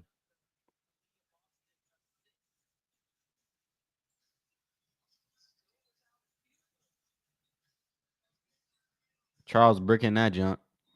We're going the other way. Here's Caitlin Clark. Make some shake. What just happened? AB just got slumped.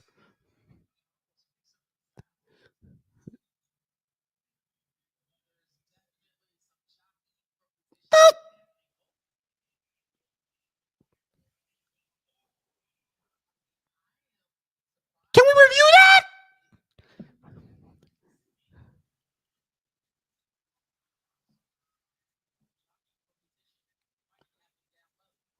Can we review that? We just gonna pass by that like that just didn't happen. What just happened, bro? Bro, the way she stood over Aaliyah after she did that, yo. What we got going on? Is Caitlin Clark shooting a deep three? Misses that one. Golly, Caitlin. Dang.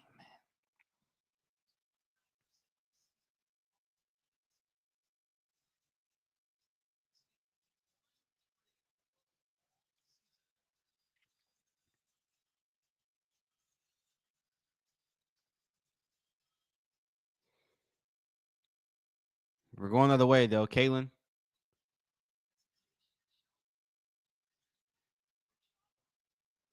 get into the paint, kicking it out. Kelsey Mitchell for three. Misses that one.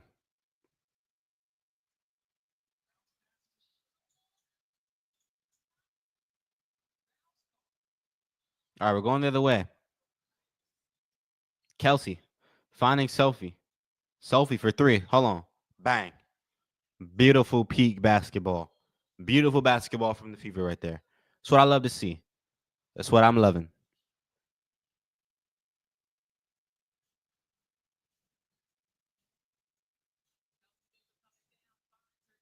I'm loving it, y'all. Yo, what the heck going on with these refs? Tina Charles slumped Aaliyah Boston. She slumped her today. Like, what we doing? She got I felt that through the screen. I felt it. It hurt me. I like I almost hit Aaliyah Boston's position. The way Tina was just looking over Aaliyah, like she had her hands down, like she had like that big boy stance. I don't know that stance, like after you just did something, like after like if you're a guy, like when you shoulder check another dude and like he kind of hit the ground, you just like kind of like look back, like she had that like she was just proud of what she just did. What are we doing? There was no replay of that. They replay every other thing though. They stopped the game every single second, but then Tina Shaw was doing all this, and then there's no foul.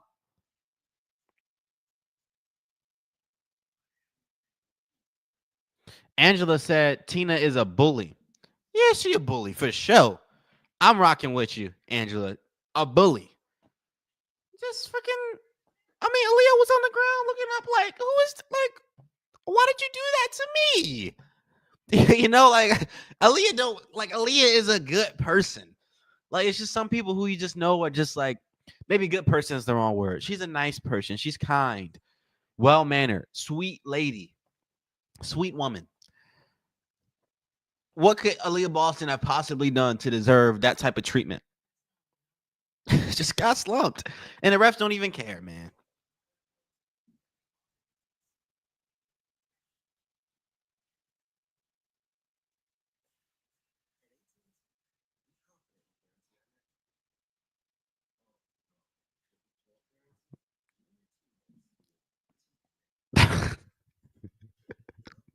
I gotta chill, man. Y'all gotta chill, man. Oh man. If Tina's died in the NBA, she be jump, man. Draymond would have been all over that.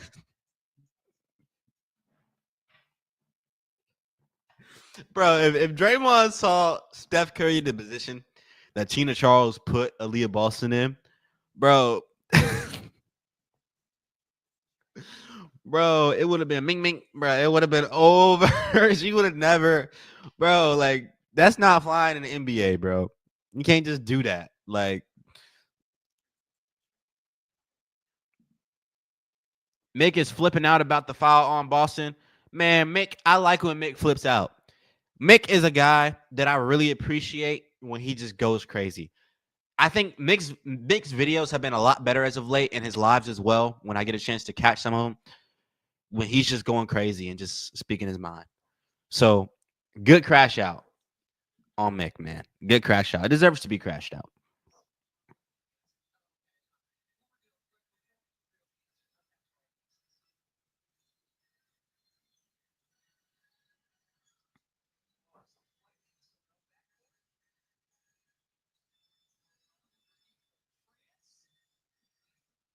Man, why that rookie almost hit that three? How the heck off that crazy shot? We don't get the rebound.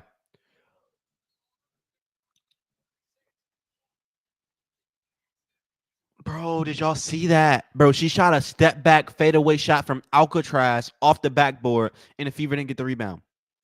And they missed another rebound on the same play.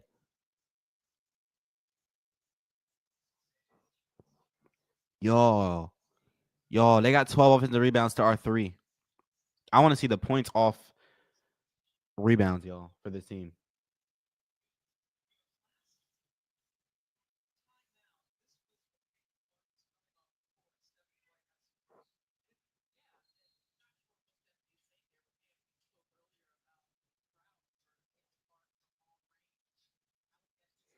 Mid-range shot, they breaking that. How is that our ball? That I thought that was off. Anyway, it's our ball. It's our ball. It's our ball. It's our ball.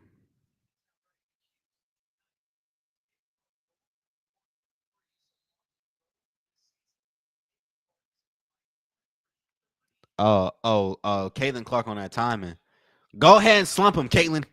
Go ahead and throw hands. I'm toxic today. Go ahead, hit him one time. Go ahead. I'm ready. I thought that was the moment, y'all. I thought it was the moment. I'm a bad dude. I know. I know. I'm a Christian.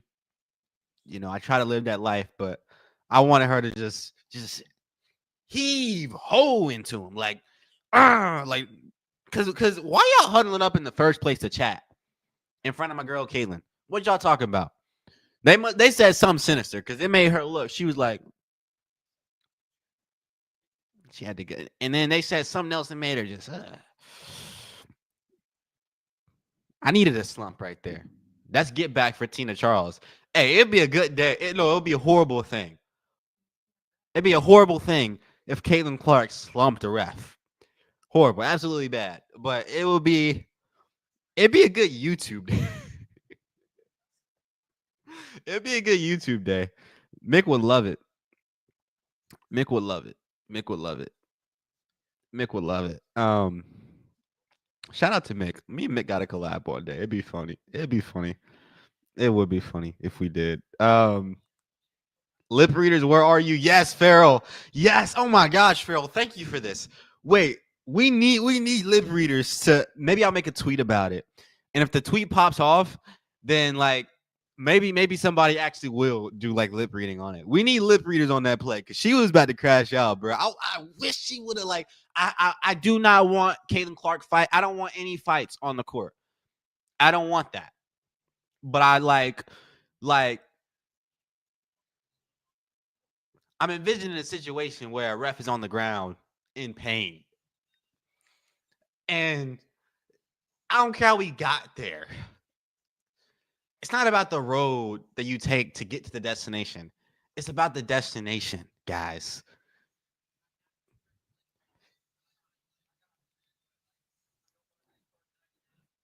It's about the destination, y'all.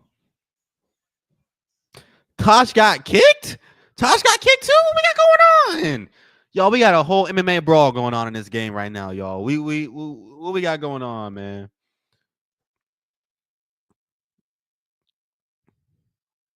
Look, they finna turn Caitlin Clark into C Dizzle, man. She about to get active the way she talking to these refs right now, man. Hey, bro, what's going? She got the hands on the hips. She finna take her sandal off and start whooping the ref like a proud mama. Because what are we doing right now? Ref shaking his finger at CC. Bro, what these refs got going on, man? Angela said,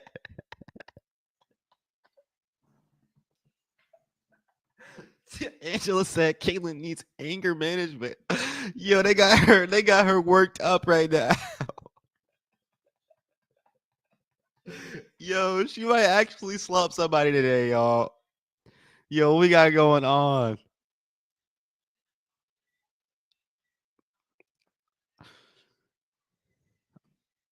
Dang, she sure did get kicked, bruh. She got kicked. Bro, what are we doing?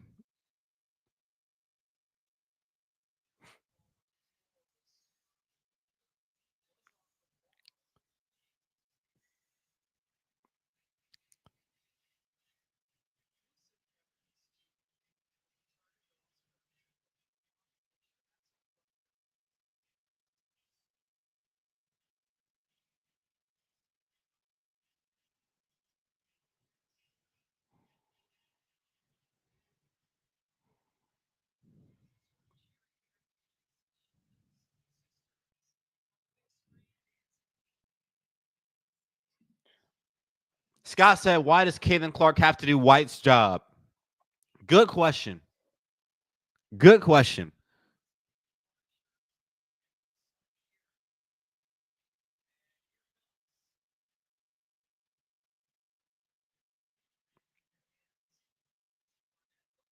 Bro, they still talking.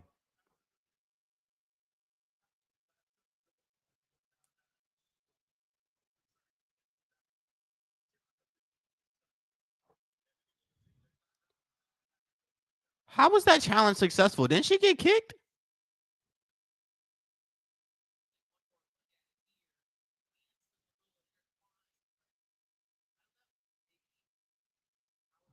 They were gonna call foul, y'all.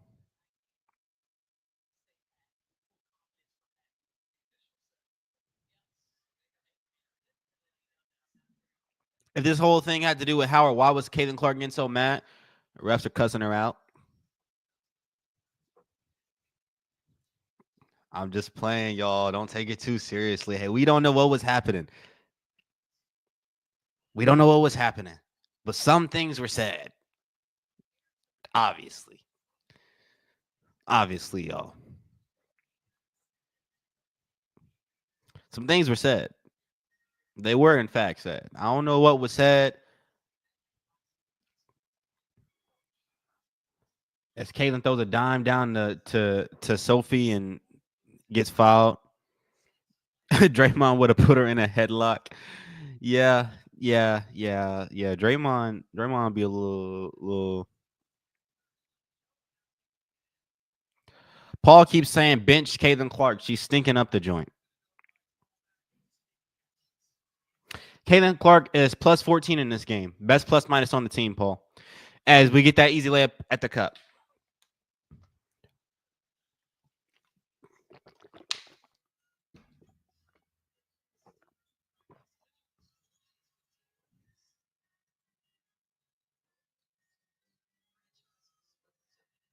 Here's Tina Charles. Good defense from Demir. Y'all saw that defense from the Dantas on Charles right there?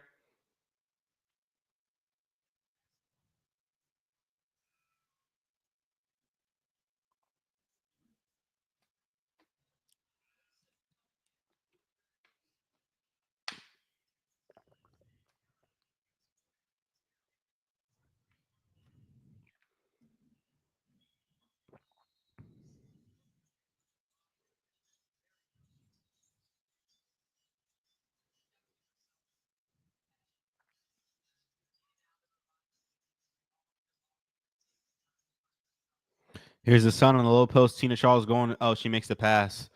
Good defense from the Fever. Going the other way. Here's Sophie Cunningham in transition, making the pass over to Colson, over to Tosh. Tosh layup at the cup. Misses that one. Got to make our layups, y'all. Got to make our layups.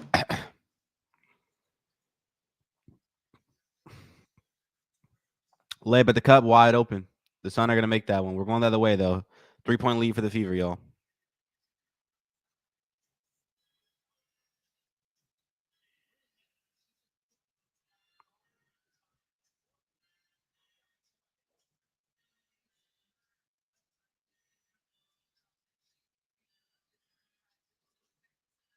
Just turn the ball over. We're going the other way now, y'all. Good defense from Indiana, though. Demiris Dantas getting that stop. And we're going the other way. Here's Sylvie Cunningham up to Mitchell. Mitchell wide open layup at the cup. Beautiful. Mitchell's putting together a game, and she hasn't even been doing too much. Hasn't been a lot of shots from her, but what does she have so far? Let's check. She has 17 on 7 for 10 shooting from the field, y'all. Just that's what Kelsey Mitchell does. So what do we talk about before the game started? If everybody was in here, what were we saying? I was saying that Kelsey Mitchell is the kind of player who just gives you offense throughout the entirety of the game. It's not just one stretch for Kelsey where she plays well. She's just giving you offense throughout the entirety of the game. That's why we love Kelsey Money Mitch. Put him in a ditch. That's what they be saying, ain't it? Did I say it right? Kelsey Pistol Mitchell. What they call a whiplash. You know, that's why we love Kelsey Mitchell.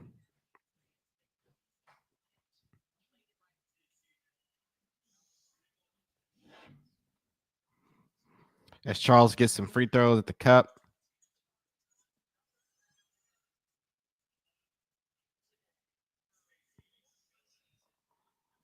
And Timson is finally getting some minutes in this game. Here's Clark coming off a screen here. Clark stepping back.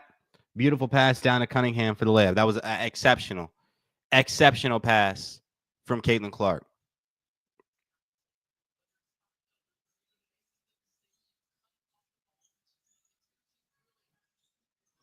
Beautiful layup for the Sun. We're going the other way, though. Here's Caitlin.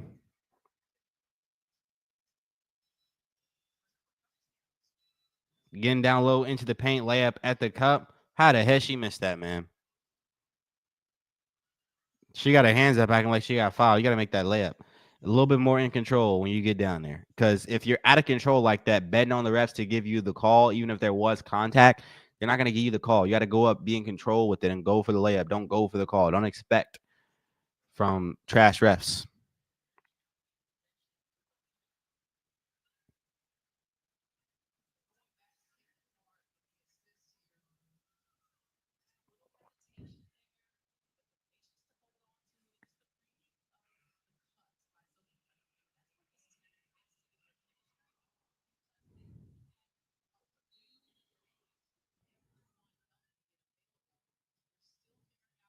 And Caitlin Clark for three. She breaks it. No good, y'all. She's just not feeling it right now, y'all. And I'm not liking it. Just out of whack shooting the basketball, man. We give a layup. We're going the other way, though. It's Sid Colson.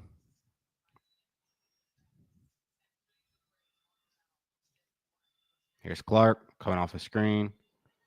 Clark over to Boston. Boston going to work. Boston fade away. Love it. I'm loving that play from Caitlin.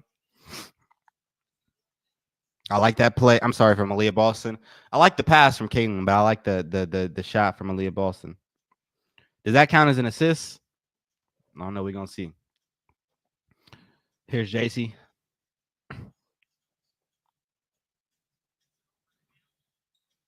All right, Caitlin gets the rebound. We're going the other way, y'all. Let's see what's going on here.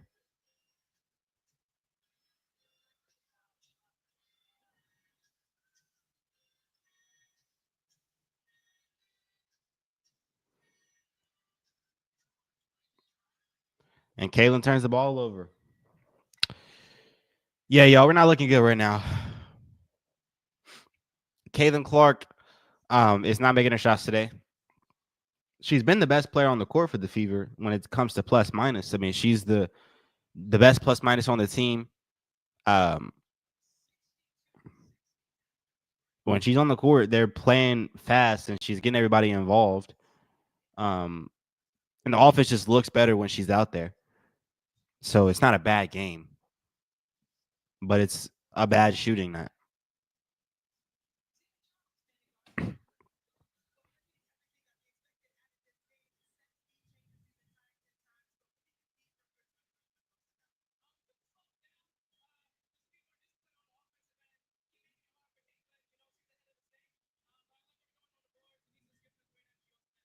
Tina Charles just said, I like what we're doing on the boards. Right, bro, I can't stand this team sometimes, man. I can't stand the Fever, man. She know that they cooking them on the boards right now. I like what we doing on the boards. Y'all suck. Y'all ain't doing nothing on the boards. The Fever giving y'all rebounds. I hate what we're not doing on the boards. You got this chick thinking I can't stand it sometimes, man. I can't stand it, man. I can't stand it.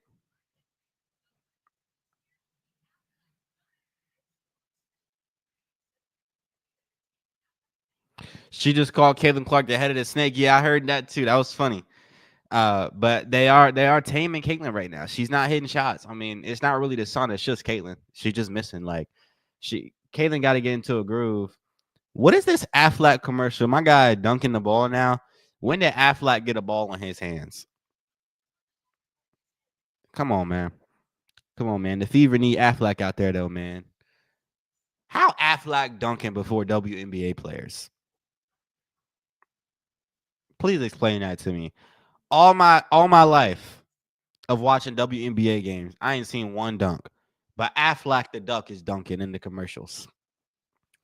We might need to lower the rims, y'all. Affleck exposing the WNBA right now. Richard said, if we lose this game, I'm going to be pissed.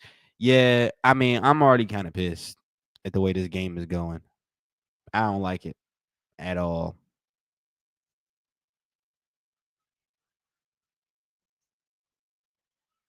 Hopefully, Caitlin Clark can get a good fourth quarter in, though. If she can get a good fourth quarter in, that'd be good. Just a couple shots.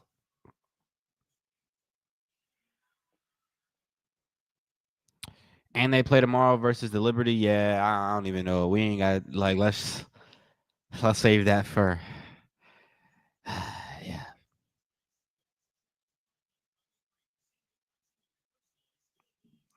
It sucks to see her struggle. I'm a huge fan. Pains me to see her fall off like this. I ain't gonna say she fell off, but well, I mean, she's playing bad right now. There you go. She's in a slump. She's struggling. There you go. Uh,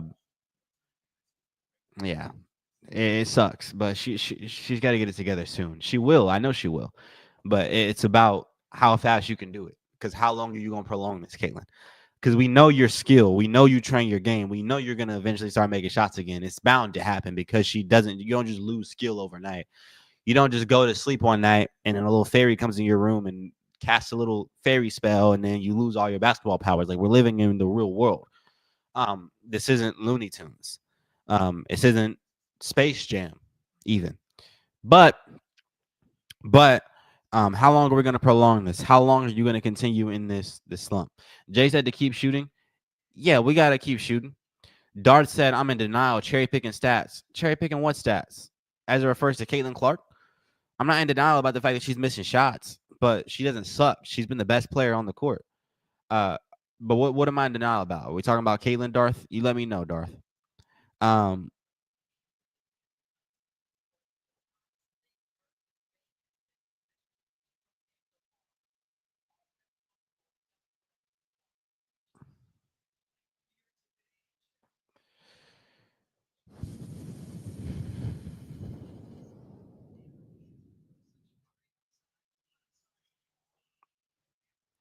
all right, we're going the other way to start off this fourth quarter, y'all. Off rip, we're giving up a wide open three, and they missed that when we get the rebound. Aaliyah Boston's going the other way with it. Over to Caitlin. Caitlin.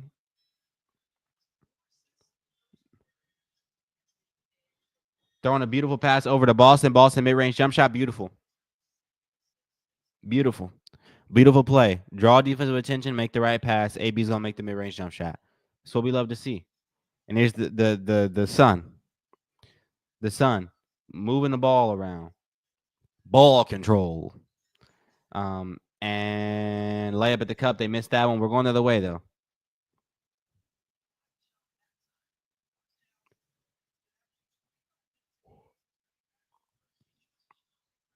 And AB turns the ball over there. Just not even, I mean, I was just weak.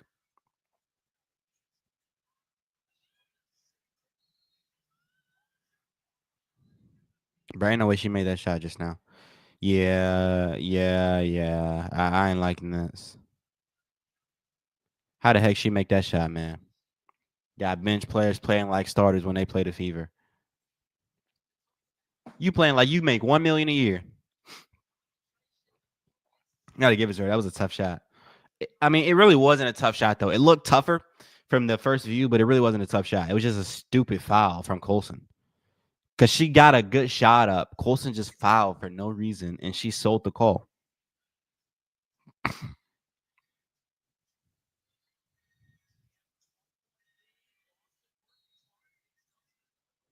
AB draws the foul. She's drawing the foul.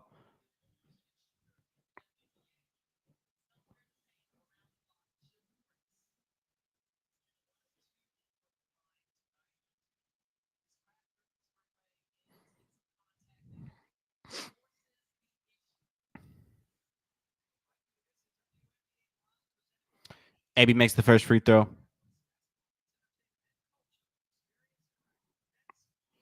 Yeah, this is a slow game. It's hard to play fast when you don't get stops, though. Or really, it's hard to play fast when you don't get rebounds, when you get stops. Hard to get out in transition. Oh, I'm yawning, y'all. My bad. Hard to get out in transition. I'm off of Benadryl right now, and it just weared off, which is why I'm sniffing and stuff. I took it about 4 hours ago. It just wore off. But that sleepy is not worn off. Here's Caitlin Clark bringing it out. She turns the ball over. No good, y'all. No good, y'all. We give a layup on that. No good, y'all. No good, y'all. No good, y'all. No good, y'all.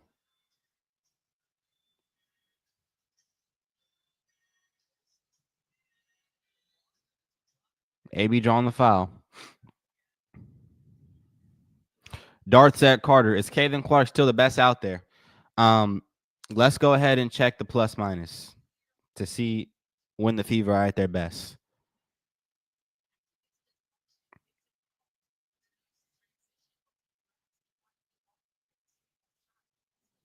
Plus 15 now. It's gotten even better. She's the best player on the court, which is why she's making everybody else better while she's out there. You might be missing shots, so that doesn't take away from what Caitlin Clark is doing out there. They've had their best stretches in the game when she's been on the court. When she sits on the bench, they look a lot worse. Most casual fans look at the field goal percentage and they think, oh, Caitlin Clark is sucky. Caitlin Clark is the reason why the game is close because she's not making shots. But it's like, or even if she's not getting assists, but she's opening everything up for everybody when she's on the court. People are having their best stretch of the basketball when she's hooping. She's a heck of a good player right now, missing shots. She becomes a top 3 player in the league when she starts making them. But she's still top 15 right now just because of the gravity.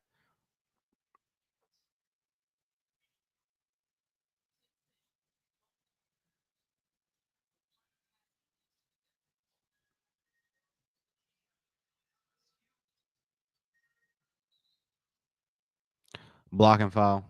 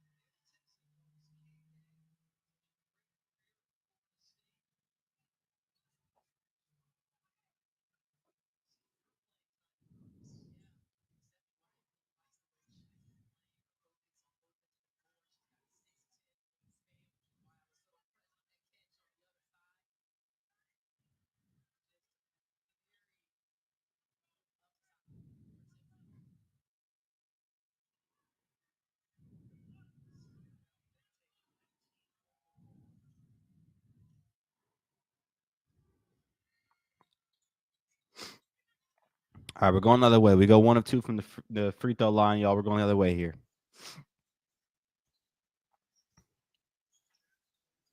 Tenzin playing defense at the top of the key. Exceptional defense from Michaela, actually, there. And she gets the rebound. Wow. She started at the top of the key there, and she played exceptional defense all the way to the cup there. Shout out KK on that play. Wow, that was actually really good defense, y'all. And here's AB making the backdoor pass to Sophie. Sophie missing a layup, but she draws the foul.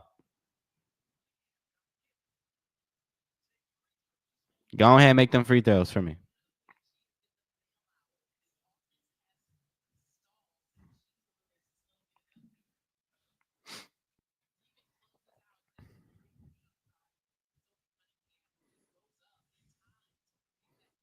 Why is Stephanie White jumping on the sidelines?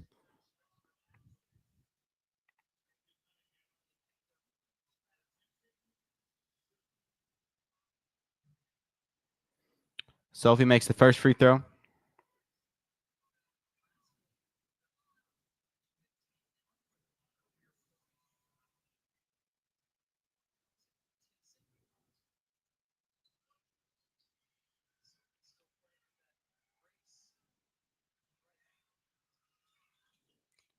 Misses the second one. Got to make our free throws, y'all. We need every single play. We're going the other way, though. 3-point game. Caitlin Clark on the bench with 6 minutes and 30 seconds left in the fourth quarter.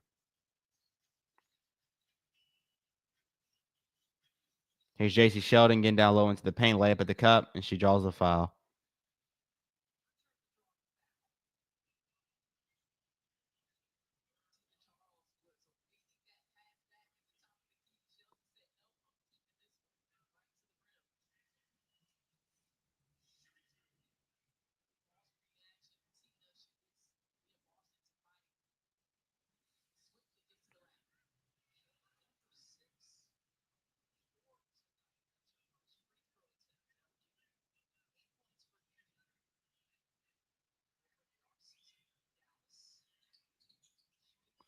Makes second free throw.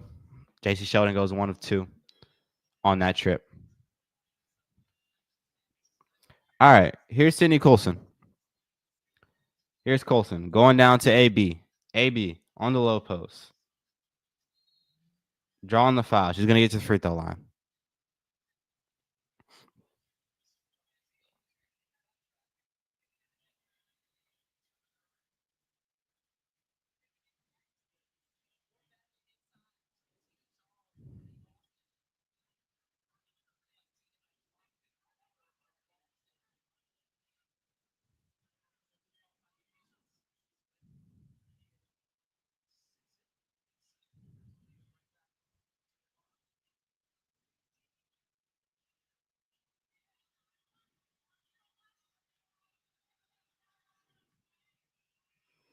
AB makes the first one.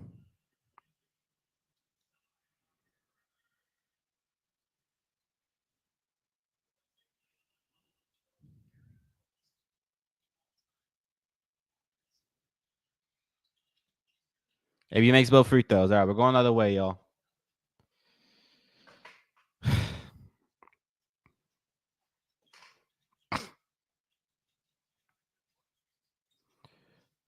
All right, we get the rebound. We're going the other way. Here's Colson. Bringing it up the court. Colson. Over to Howard. Over to AB. Over to Sophie. Sophie getting fouled. They didn't call. There's no foul?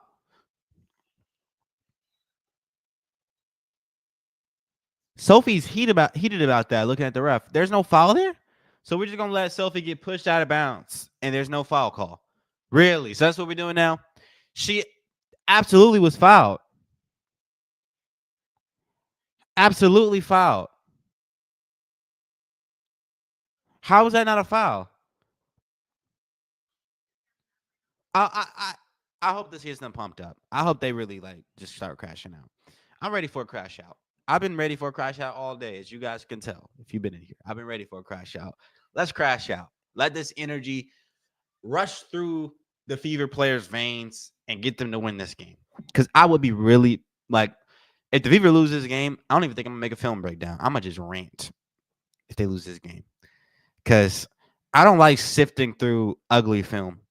Because I find myself at a point of complaining. And it kind of ruins my night. They better win this game. Make this fun, y'all. Make this fun. Don't make me have to crash out tonight.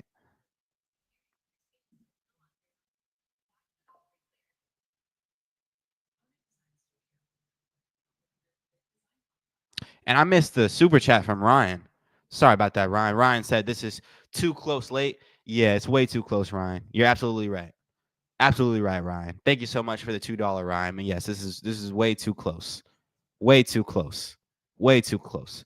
You're playing against the worst team in the league, and the refs sucky tonight. Tina Charles thinks she's the big bad wolf and blow everybody's house down. Get your tail out of here. This ain't Three Little Pigs. Know what she got going on. Refs over here in clicks. They over here putting a hand in the mouth, whispering. Caitlin Clark, they talking about Caitlin behind her back. Caitlin like, what's going on? We need some lip reading. I don't like it. Old time traveler said the Fever conserving their energy for tomorrow. I hope not. I hope not, because you're gonna lose tomorrow, more than likely. If I, it would be actually old time traveler. It would be perfect Fever fashion for them to lose this game and win tomorrow. Wouldn't they do that, y'all? They would do that. They would lose this game against the worst team in the league with 3 wins and 18 losses. Professional losers, professional failures. They train to lose. And the Fever will let a team that knows how to lose win a game and then play against the Liberty and beat them by 20.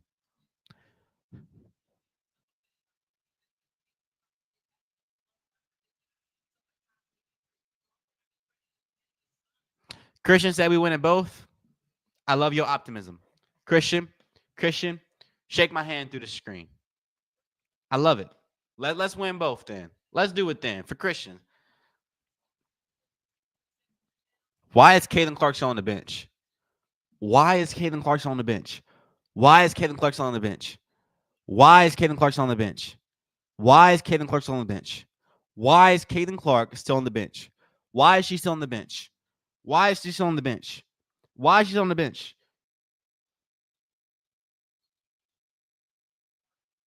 I thought we were keeping her under 30 minutes. She's played 23 today.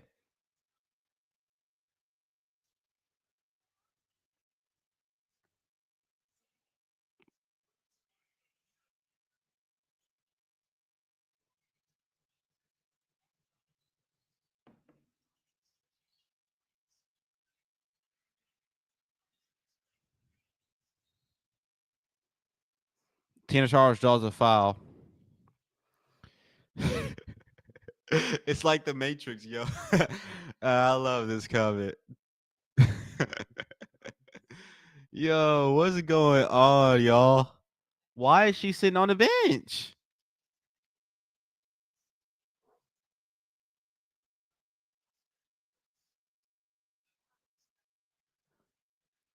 Why do I keep seeing Tina Charles at the free throw line today? This old woman. Who is this guy with a suit and tie talking to Caitlin Clark on the bench? I've never seen that guy before.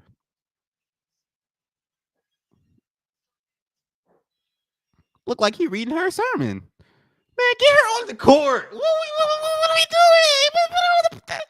Ah! Sorry about that, y'all. I know. Okay, that was Elmo. What is going on, though? Who is this guy reading Caitlin Clark a bedtime story on the bench? Man, put her on the court.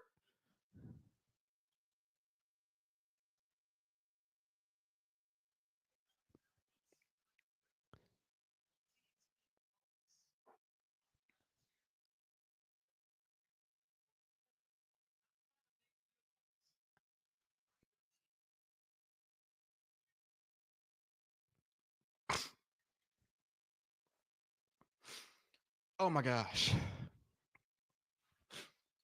Y'all, I don't know what's going on right now. Tosh misses the first free throw. Kaylin doesn't even come in the game yet.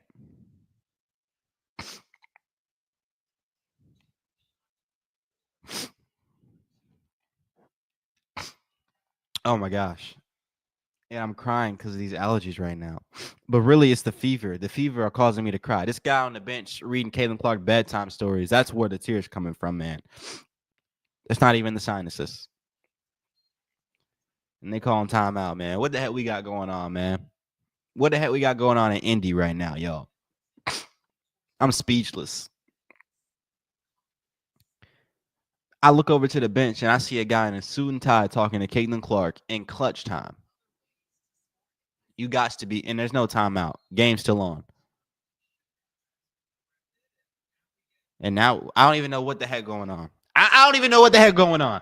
They just they I thought they were calling timeout, and then they simulated the ball going in. Now we're going to timeout. I don't even know what I don't know.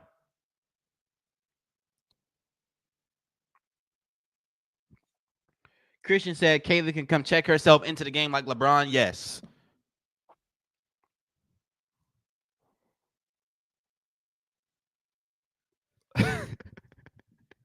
Did Kaylin get blessed by a priest? I don't even know. We got some South African priests in the building. We got Umfundizi in the building talking to Caitlin Clark instead of her being on the court. Like, I'm cool. I got nothing against the guy. Probably he looked like a cool dude. And Caitlin Clark seemed to be very receptive. But like we said earlier, let's just go back to our Bible since we're talking about priests. In Ecclesiastes, we learn, I think it's Ecclesiastes 3, that there's a time and place for every single matter under heaven. 5 minutes left, under 5 minutes left in the game is not the time for Caitlin Clark to be on the bench getting a lecture. It's just not. She should be on the court right now.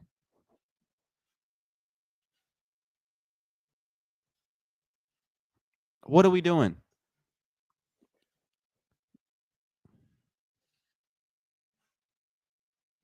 What are we doing?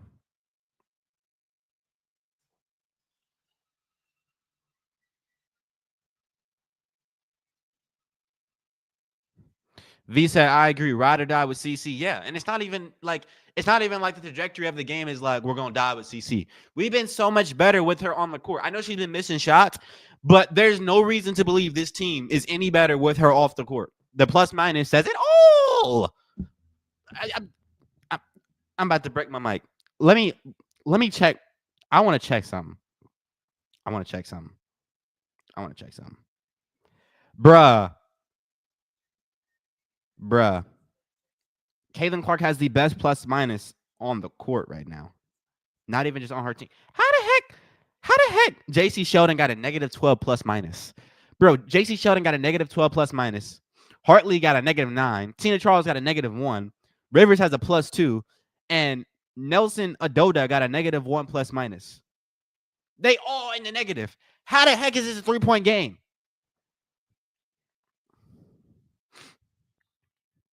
And Andrea, thank you so much for the $5 dono. I can't read. I need to put my glasses on. We're all crashing out behind our keyboards with you, Carter. Yes, I'm glad to hear it, y'all. I'm glad I'm not alone in this. Thank you so much, Andrea. Yeah, it's feeling like a rant type of day. It's not feeling like a breakdown type of day, y'all. Because I got some things to say. And I'll get sidetracked with the breakdown. I think it's a rant type of day. Y'all. I ain't gonna lie.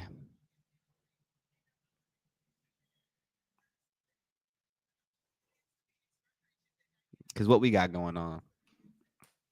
It's a coaching disaster class. That's what this is. You don't know how to manage Caitlin Clark. The team is best when she's on the court. And she's playing for 3-minute spurts. And she's finally back in the game here. But come on, man. Here's Tina Charles. Step back, mid-range jump shot. Misses that one. Fever, get the rebound. Going over to Caitlin. All right, let's slow it down and get a score.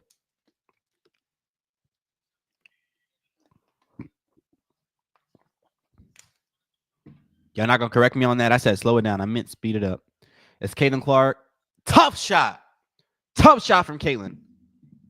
Tough shot. We needed that. All right, you've been missing shots all game. You've been stinking it up from the floor, Caitlin. But let's close out the game like winners do.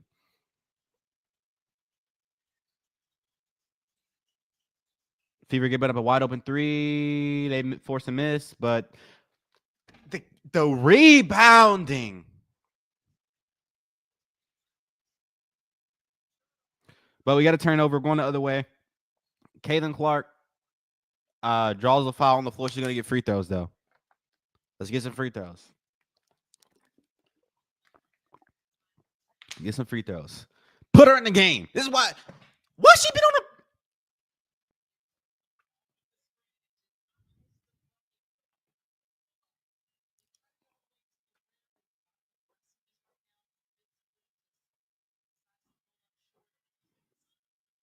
Makes the first free throw.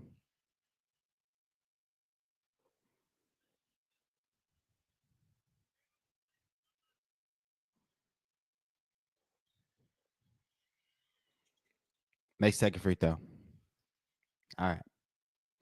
They're going the other way, y'all. Almost crashed out again. Y'all saw it. That was restraint. See, that was the hand of God on me. That was some Holy Spirit peace. Because I was finna crash out again. And things not even going bad right now. There's no reason to crash out. We're in a good position here. The Fever are still not getting rebounds. And the Sun are going to the free throw line, but it's okay because we're not in a bad position right now. There's no reason to crash out. Tina Charles is back to the free throw line. That's a reason to crash out. It is, but I'm not going to. I'm not going to crash out. I'm just going to watch the game in peace. As Tina misses the first free throw, I love it. I'm happy about that. Really happy about that. I'm happy about that. I'm happy about that. I'm happy about that. I am. Aaliyah Boston hits the bench as Charles makes a second free throw. We're going the other way. Here's Caitlin Clark, y'all. Bring it up the court. Caitlin Clark. Behind the back. Tween. They're going call timeout. Why is Stephanie White calling timeout right here in the game?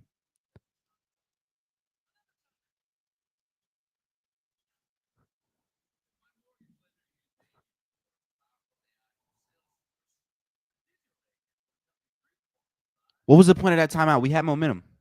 I don't get that.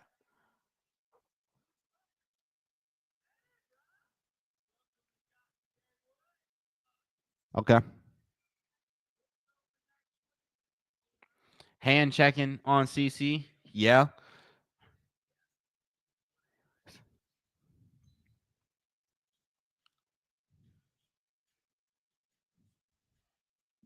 Farrell said, man, if we lose this game, man, we better not lose this game, man. Man, if we lose this game, man.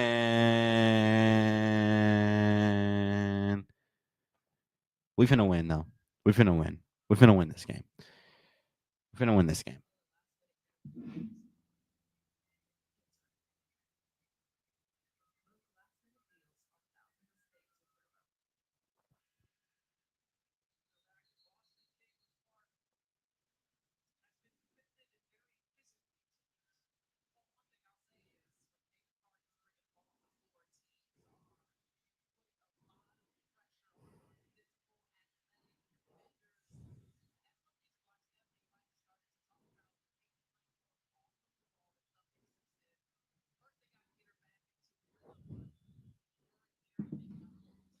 All right, y'all. Game's back on. Game's back on. I know I'm a little behind. But it's cool. Here's Caitlin Clark with the ball in her hands. Caitlin coming off a screen. Caitlin dipping in, kicking out. Dantas back to Caitlin. Caitlin deep three. What? Like water. Come on. Yes.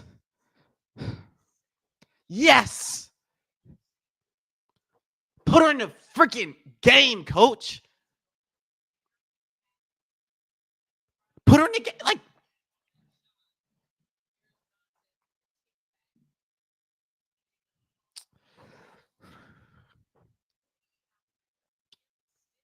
big freaking shot, y'all.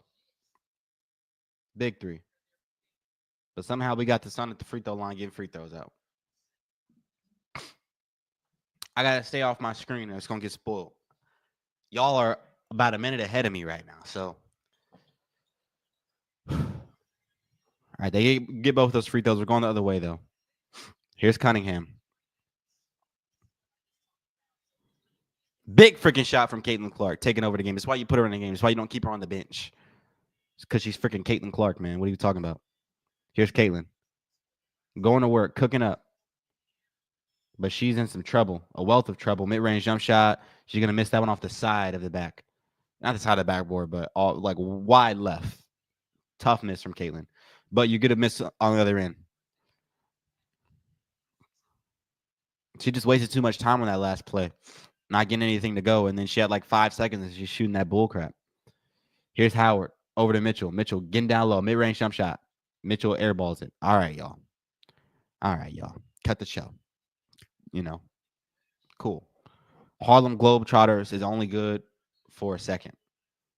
They're going to call foul. That's going to send them to the free throw line. It's going to send them to the free throw line.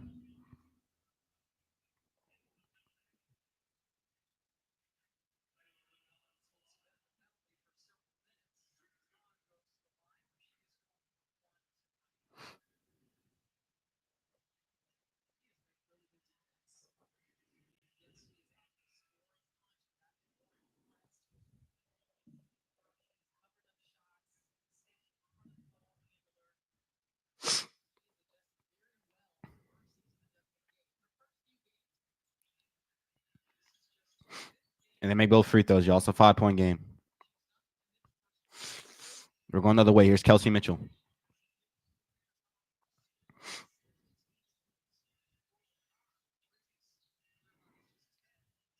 Here's Caitlin. Deep three. It's like in and out. Close shot. We need those, though. It's a 5-point game. They got a chance to make it a one-possession game here. We need those shots, man.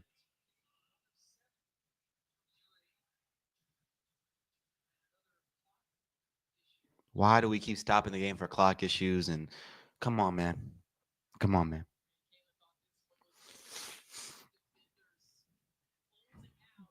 Tough miss from Caitlin Clark.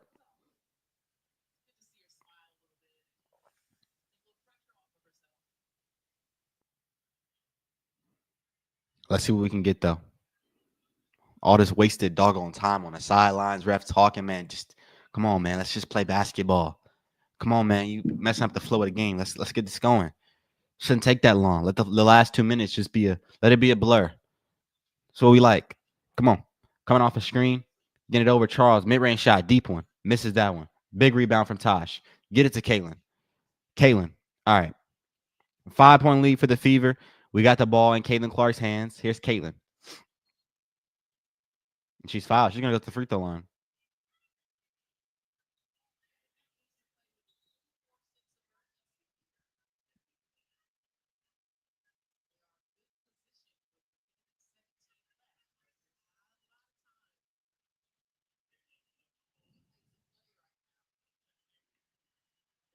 We're going to the free throw line. Big free throw from Caitlin. She's taking over in the fourth quarter to win this game. It's nothing more than that. Fever were looking trash without her. She comes into the game, immediately gets you a mid-range jump shot, and from there, everything's up. It's the reason her plus minus is what it is. It's a reason she's the best point guard in the WNBA. It's a reason why everybody's watching WNBA basketball because of Caitlin Clark. It's because she's actually a good player, and it's more than just the highlights. She's actually a well-rounded player that makes everybody on the court better. It's not just the deep shots, not just the flashy white chocolate passes, as she saves the basketball there, and now we're going the other way. Keep the ball in your hands, Caitlin. Force them to foul you if they're going to foul here. Fever up 7 here with under 50 seconds to go. Caitlin Clark is dribbling it out. Caitlin going to her left. Beautiful pass backdoor to Kelsey Mitchell. That's why, y'all. That's why.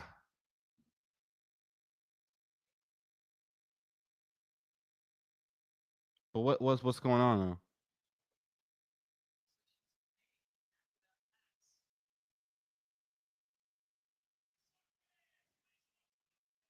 Looks like she in a little bit of pain. Should be all right. Should be all right. Should be all right. That's why. Should be all right. Should be all right. Ooh, was it the groin? I don't know what that was. It didn't look like too much, though. Should be all right. She'll be all right. Should be all right. Should be all right. Should be all right.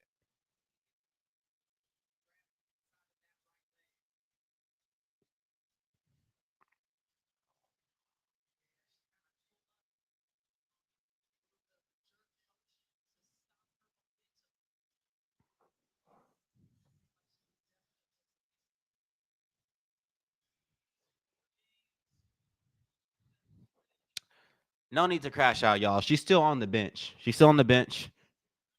Or is she going to the back? Seems like she is going to the back, actually. No, she's still there. She's still on the bench, y'all. She's not going anywhere. She looked fine. She'll be fine, y'all. Why are y'all saying she's crying? How do y'all know she's crying? I haven't seen any tears, man. Where are y'all getting this from? I'm reading the comments and I'm trying to look and see like who said she was crying. Ryan with the $2 said plus 21 near triple double on an off night. That's what I'm saying, Ryan. That's why you play her. She's not crying. She's on the bench. She looks fine. She's in a little bit of pain. She'll be all right. She'll play the next game. Maybe. We'll see. It might be better if they don't play her. But she don't look it wasn't that bad. Thanks so much, Ryan. Y'all chill out. Chill out. Chill out. Chill out. Chill out.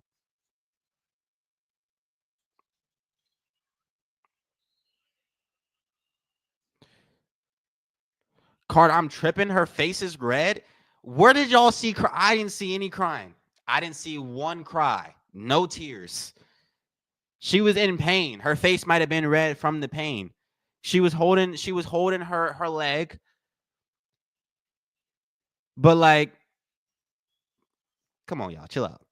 I mean, like y'all acting like she just got shot. Calm down, bruh. She's cool. She did hit the backboard. It's like she was in a little bit of pain there, but she hasn't went to the back. She didn't have to be helped up on a stretcher, none like that. She's all right. It's basketball.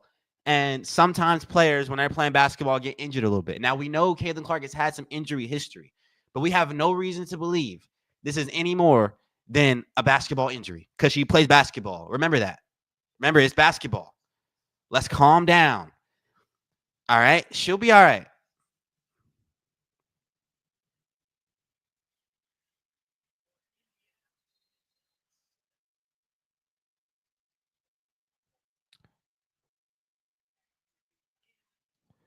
Y'all saying she's not all right, bro. I don't know why y'all think that.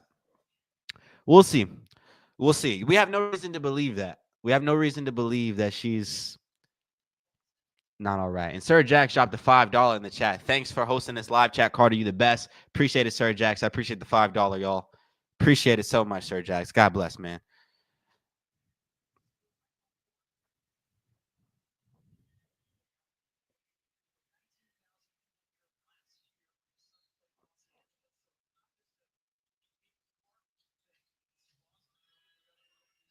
She'll be all right in 2 weeks, said Gary. Bro, the pessimism is crazy in the chat. Golly, man.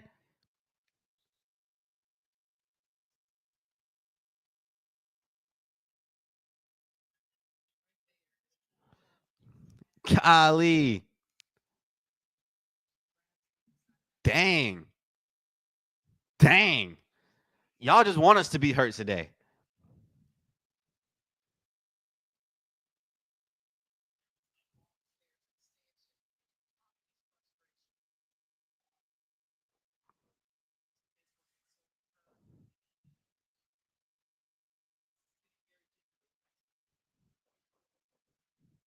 But the Fever got the win. So I'm happy, y'all.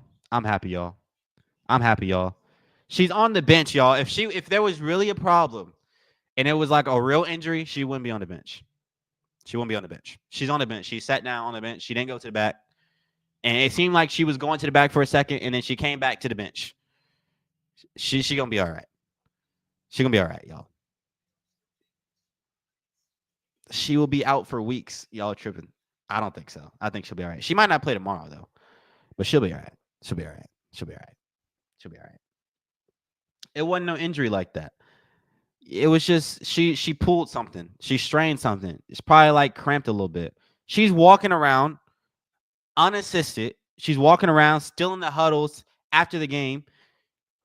Like let's calm down just a little bit. Let's calm down just a little bit. The Fever got the win, 9-point win. Caitlin Clark took over in the fourth quarter. Big win from the Fever.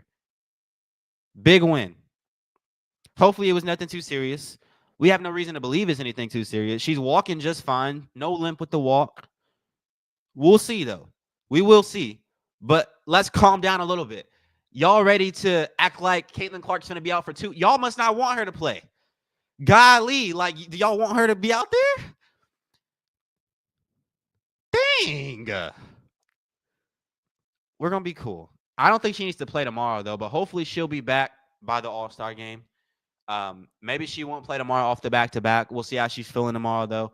I think it was very reassuring that she did not go to the back, and she finished off the game.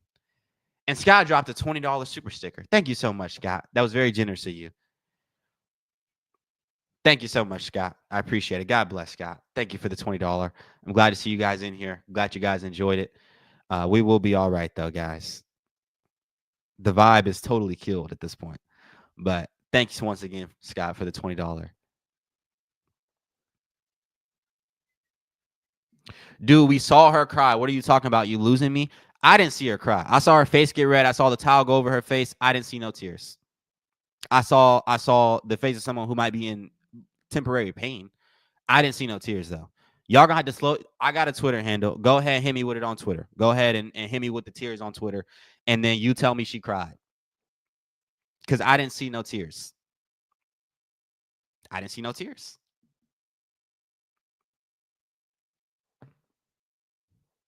I didn't see no tears. Um, I didn't see no tears. But we'll see, y'all. We'll see. Carter, she cried. I saw it.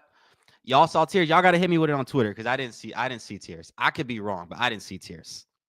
I didn't see tears.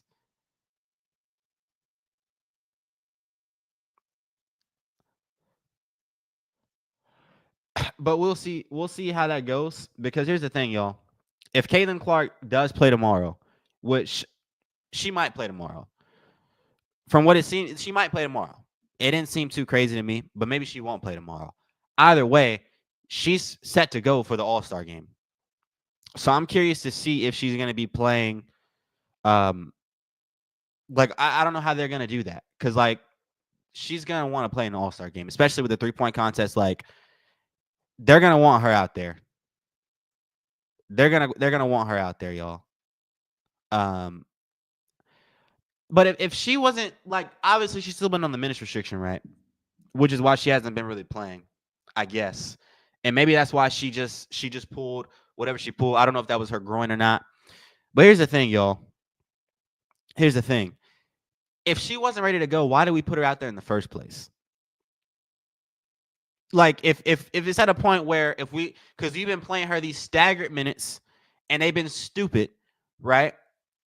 But if she was not ready to go, then why was she out there in the first place? If she can't play for more than 4 minutes without getting injured, then why the heck is she on the court? It doesn't make any sense. Like that's not even a fever issue. That's just like it is a fever issue.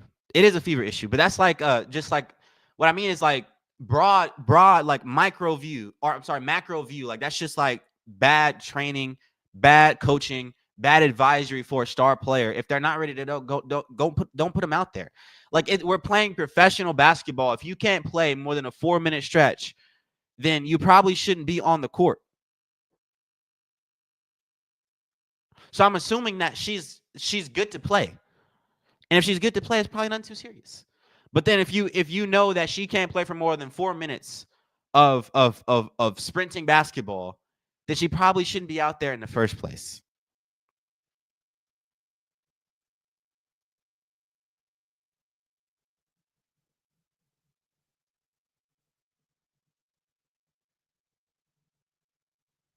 Pressure from the league for her to play? Yeah, I mean, I guess. I mean, pressure from Fever fans, maybe. The league don't really want her to play at all. I mean, I guess there is pressure from us Fever fans for her to play. We wanted her back. The team would suck you without her. But, like, you're a professional basketball player. Pressure don't bring you back. Like, Tyrese Halliburton's not going to play because Pacers fans want him to play. Just because we want Halliburton out there isn't meaning he's going to come back before the Achilles is healed. Like, if you're injured, like, you're injured.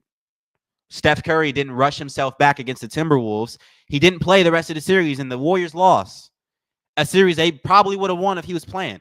But Steph Curry didn't rush back because that's just like you just can't rush yourself back. You just can't do it because you're injured. You're injured.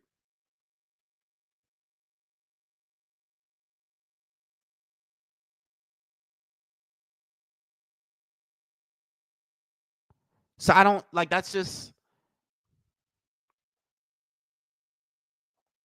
I don't know. I don't know.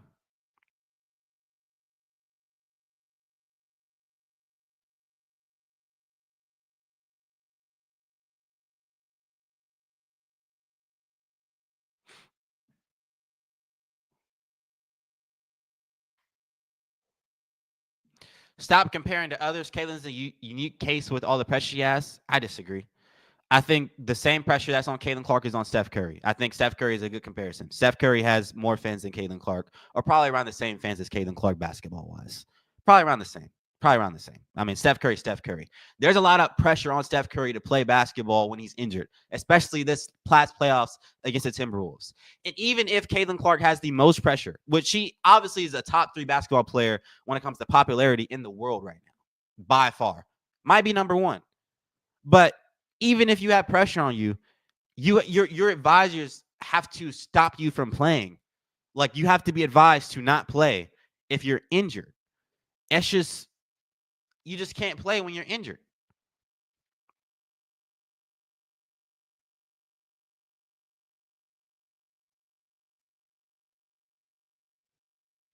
But Curry isn't carrying an entire league, etc. That has nothing to do with what we're talking about, though, in my opinion. What we're talking about is her being on the court while she's injured. If there is pressure on Caitlin Clark to play basketball, that is no different from pressure on any other superstar to play basketball while they're injured. That's all we're talking about. We're not talking about other stuff. We're talking about just playing basketball on the court. I don't think that directly affects whether or not you play. There are players who have pressure on them to play while they're seeing their team lose. And sometimes players do idiotic things by going out there to play, or they do it. They like Tyrese Halliburton. You know, it wasn't idiotic. He wanted to play, and he played while he knew there was a chance that he could be injured severely with that hamstring strain, and he went out there and he played and he got injured. But most of the time, players don't do that because they know the risk that comes with that. They know the risk. So why is Caitlin Clark out there? I know the pressure is, people are going to keep bringing up the pressure, right? But that's not a valid excuse to play someone if they're not ready to play basketball. It's not a valid excuse at all. That just means you just don't know how to manage pressure. You just don't know how to manage fans.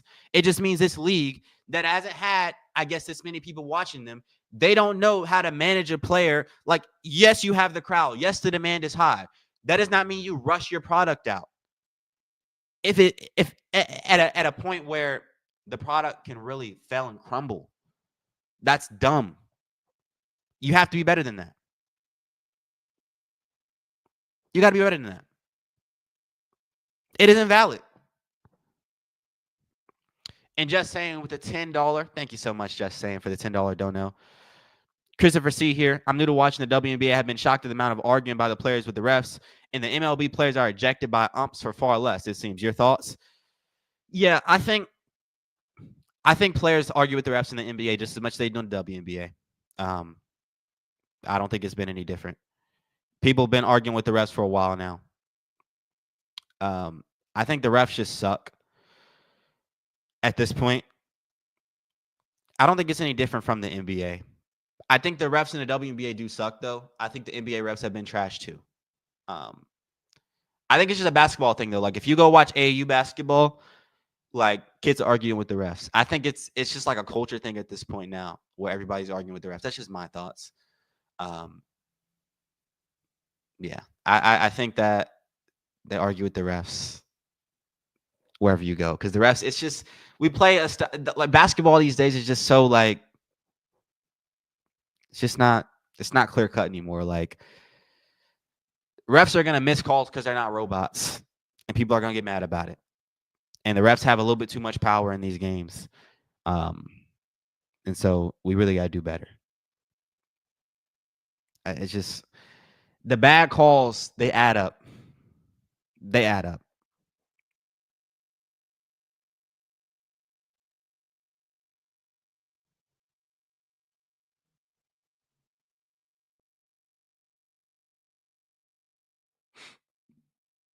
Don't care if it was CC's choice or poor judgment by the Fever. In both cases, the Fever's fault. You don't risk your generational talent with BS like that. You get her 100% before playing her. Exactly.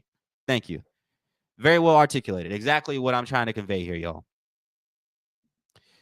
If she's injured, best believe Steph White is going to cuss out in the post-game interview.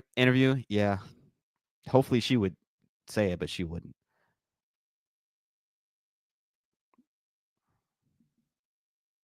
I want to know if Caitlin Clark is actually injured. We'll see, though. I mean, she was on the bench. We'll see how it goes, y'all.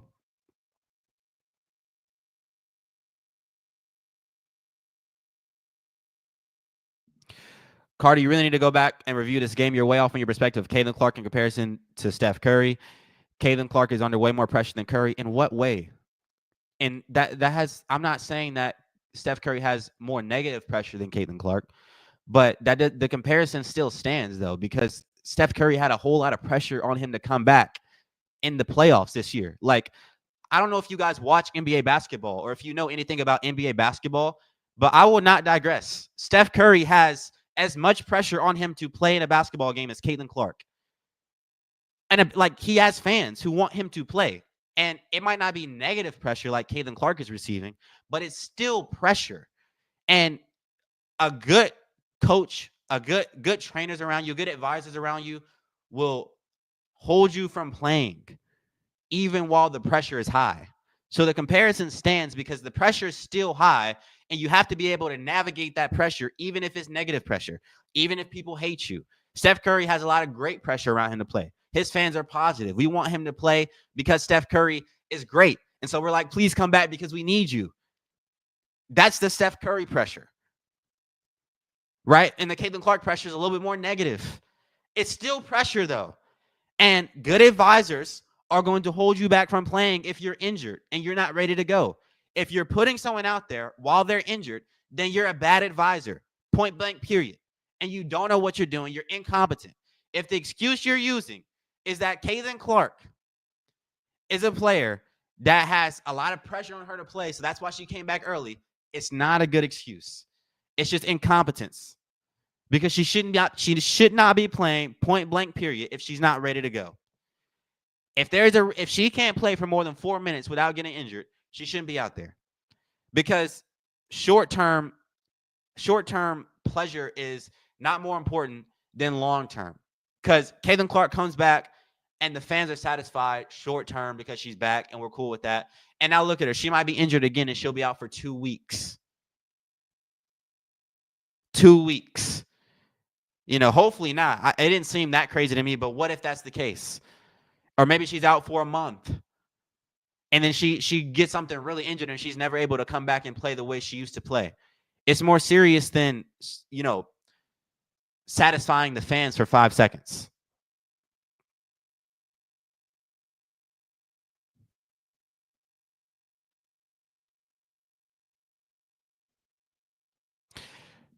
And Chris with the $5. Aaliyah got thrown to the floor, no flagrant. These refs shouldn't be coaching high school. They miss obvious fouls like Caitlin Clark was holding her arm. Yeah. Yeah, and the Aaliyah Boston getting thrown to the floor, and then Sophie Cunningham getting pushed out of bounds. Like, it was ridiculous. It was ridiculous. The refs suck. Which is why we see so much arguing.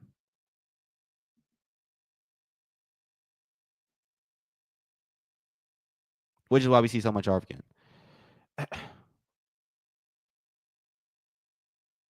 Combos with Carter. If a person is not capable of running a marathon, should they not run one half a marathon? Your argument is just dumb, man. If you can't run a marathon, why would you run half a marathon? I think anybody with logic wouldn't run. If you can't run a full marathon, don't run half a marathon because you're more so at risk of being injured. If you can't run a full marathon, then just don't run, bro. Why are you so anxious to run, man? You're gonna have your opportunity to run. Why are you so anxious to just run? Calm down. You're gonna have your time. Let yourself heal. It doesn't make any sense, in my opinion, to run half a marathon if you can't run a full marathon. Because you're at more risk to get injured it doesn't make any sense. I don't want half of you. I want all of you. I want you at your best if you're going to play. If not, stay on the bench. Stay on the bench, heal up, rest up, and then come back Iowa Caitlin Clark. Don't come back half a Caitlin Clark. And that's not a Caitlin thing. That's a coaching thing. They give her the green light to go. That's a coaching thing.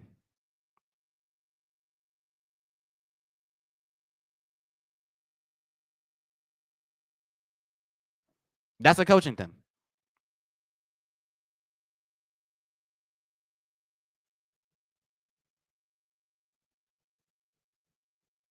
I disagree. Her playing now is fine. Minutes restriction are fine. Well, I mean, if that's the case, then you can't get mad when she gets injured. I mean, you can't get mad when she gets injured. Like, my whole thing is like, I want her to play when she's healthy. I want her to play when she's healthy. If she's not healthy, I don't want her to play. If she's healthy, play. If you're not healthy, don't play.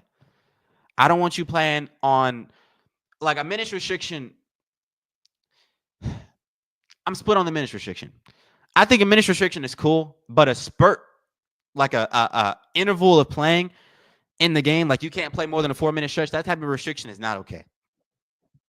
If the goal is just to keep her under 30 minutes to not overplay her, cool. So she can play a 10-minute stretch and then be out and then play another. But if she can only play a 4-minute spurt of basketball in the game, I don't like that. I don't like that because that's just you're just proving the point that she's really not ready and she's really not all the way ramped up to be playing full contact basketball against dirty opponents who are going to push you and shove and grab her, and the refs aren't going to. It's not worth it to play her. Because what if she really gets injured and she really sustains a real injury, and then you got like you see like a Tyrese Halliburton where she hits the ground and then she's out for a year, and then the entire league is just done. I want Caitlin Clark to play. I want her to play. If you guys can't tell, I want her to play. I made countless videos talking about how we wanted Caitlin Clark back. You know me well to know I want her to play. But I don't want her to play injured because I don't want her to be injured.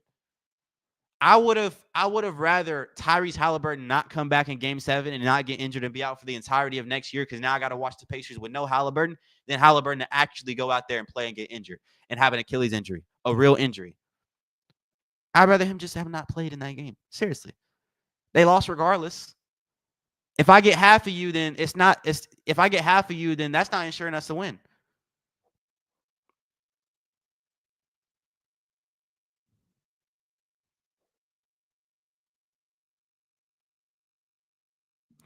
This league kind of deserves it, though. They might. They might.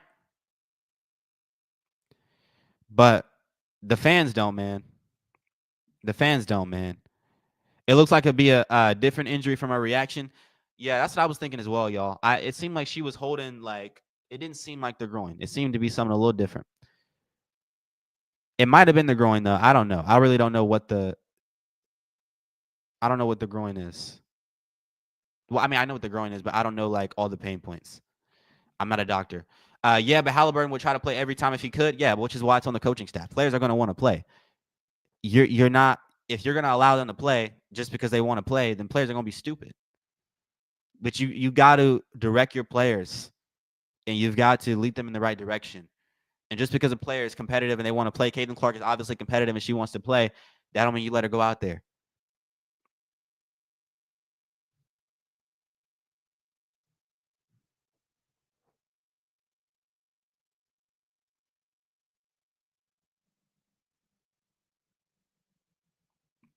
Someone send Carter the videos on social media so we can cut it out. Yeah, y'all go ahead and send me the videos.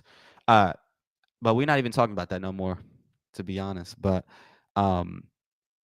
yeah, I mean, I don't. That's just the only thing that I'm really confused about is the crying. I didn't see the crying. I could be wrong. I didn't see the crying. I didn't see any tears. Crying is very dramatic, y'all. We'll see what happened though. We'll see what happened. We will review it. And I don't know if she's like seriously injured. We'll see if she's seriously injured. She didn't go to the back though. Like she didn't have to get helped up or anything. She walked it off. She didn't have a limp. So we'll see. We'll see how injured she got from that, and we'll see if it's like a real strain. But it didn't seem that crazy, y'all.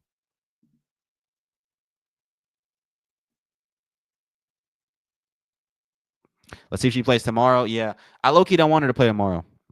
So I think playing tomorrow, I don't think it's going to be a big of an indication of how injured she is, y'all. I know some people are going to be like, if she doesn't play tomorrow, she's out for 2 weeks. I don't think she should play tomorrow regardless, even if she is fine. Like, second night of a back-to-back, she already gave you a scare. Even if she is fine, I wouldn't play her tomorrow. So, like, tomorrow might not be a big indication of how healthy she is. It could, but it might not.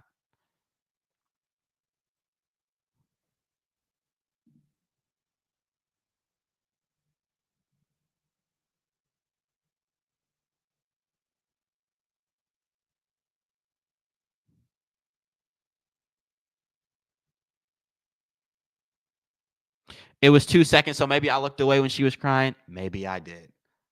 I didn't see any tears, though. I saw the towel. I saw the red face. I didn't see the tears though.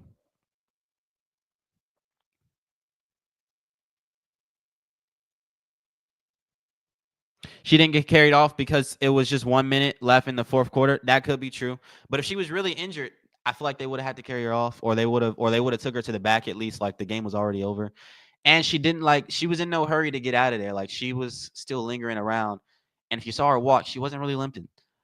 So like she sat down, and it seemed like she was just like fine. I don't know. We'll see though. We'll see though. It could be something serious, y'all, but it might not. I'm gonna continue to be optimistic, and I'm not gonna jump to conclusions here because that would be irresponsible as a content creator to just jump to conclusions and lead everybody astray. Just to get in the video, and be like, "Oh, Caitlin Clark's out for 3 weeks." We don't know that. She could be fine. We have no reason to believe that she's gonna be out for 3 weeks. I'll bet you breakfast at IHOP she doesn't play for 2 weeks. I hope not, Tom. I hope not, Tom. I hope not, Tom. I hope not. We'll see though. I hope not. She looked like she was walking fine to me.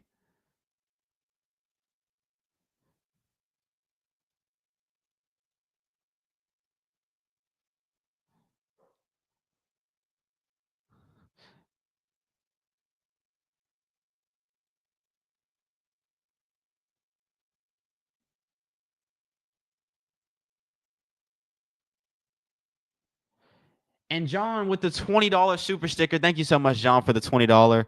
I appreciate it a lot. I appreciate it a lot, John. God bless, man. Blessing the stream, man. I appreciate it.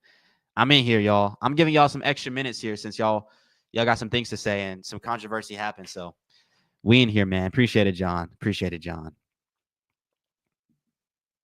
God bless, John, once again. Very generous. Very generous of you. Um, she's out tomorrow for sure. Yeah, I hope so. I even think the Fever rest her back to back without today's injury. Yeah, they might have. They might have. We'll see though. We'll see. We'll see.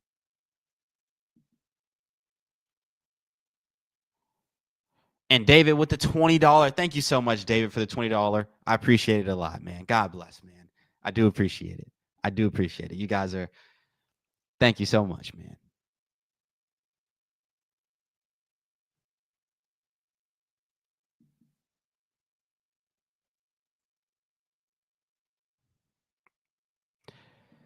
Carried out. Has anyone ever been injured but still capable of walking? Yeah, you'd be capable of walking. I mean, we're talking about the severity of the injury. Was it a severe injury? I mean, she seemed like she walked it off. So then we have reason to believe that she's not, that injured. She walked it off. Like, and obviously you don't have to be carried off, but like she would go to the back. Like, and if it was like some real like you would have saw someone come over and check her, like she would have needed some assistance if it was like, she just can't play anymore. It seemed like something she just walked off. We'll see though.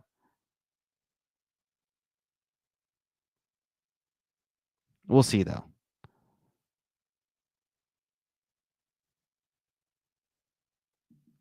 We expect the front office to continue to do nothing. Where's the owner of all of this mess? What does he have to say? Yeah, yeah. The front office got to do something, man. Like, I just don't get why of all people, why we rushing Caitlin Clark back. She's literally the reason this league is even doing anything. Um, yeah. Carter, I'm looking on Twitter. She grabbed her groin area, walked to the back of the hoop where the foam thing is, and bumped her head out in frustration, and then she started crying. Yeah, I saw all that until the crying part. So we're gonna have to see the crying part. I will look on Twitter once I get out of here in like 2 minutes. I'm about to get out of here so I can go ahead and work on the video. Um, but yeah, it was definitely she definitely seemed frustrated about it. She's definitely seemed a little injured about it. Um, but we'll see. We'll see how bad it was, y'all. Hopefully it's not too bad. Hopefully I'm right. Hopefully you guys should be hoping I'm right about all of this. You should be hoping that it's not anything too serious and that she walked it off. It's what you should be hoping. I hope.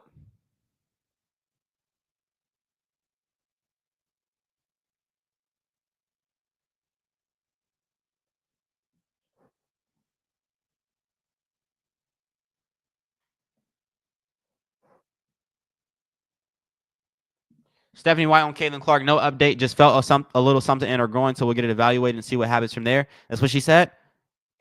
Beautiful. Hopefully so, y'all. Hopefully so, y'all. She probably aggravated just a little bit. And it could have been scary to her for aggravating it. Like, she's been playing on it and she probably re-aggravated it. That's probably what happened. Just realistically, if you're looking at the situation, she probably just re-aggravated it off the dribble, did a little something too quick, and she felt that pain come back. So we'll see.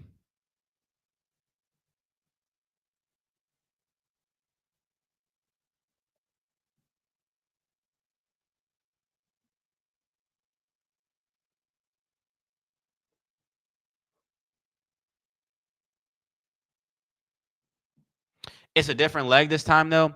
Yeah, that's a good point, y'all. It's the other leg. So what is Stephanie White talking about?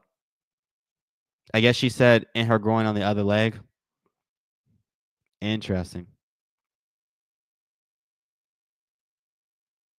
Both legs are connected. All right, there you go. Maybe we got some doctors in the chat. We'll see, though. We'll see. We need Caitlin Clark back soon, y'all. I'm about to get out of here so I can work on the video, though, y'all. I'm going to get with y'all. Appreciate y'all for hanging out in the chat with me today, y'all. But I'm going to get out of here. Y'all take it easy tonight. Peace out, y'all. Peace out.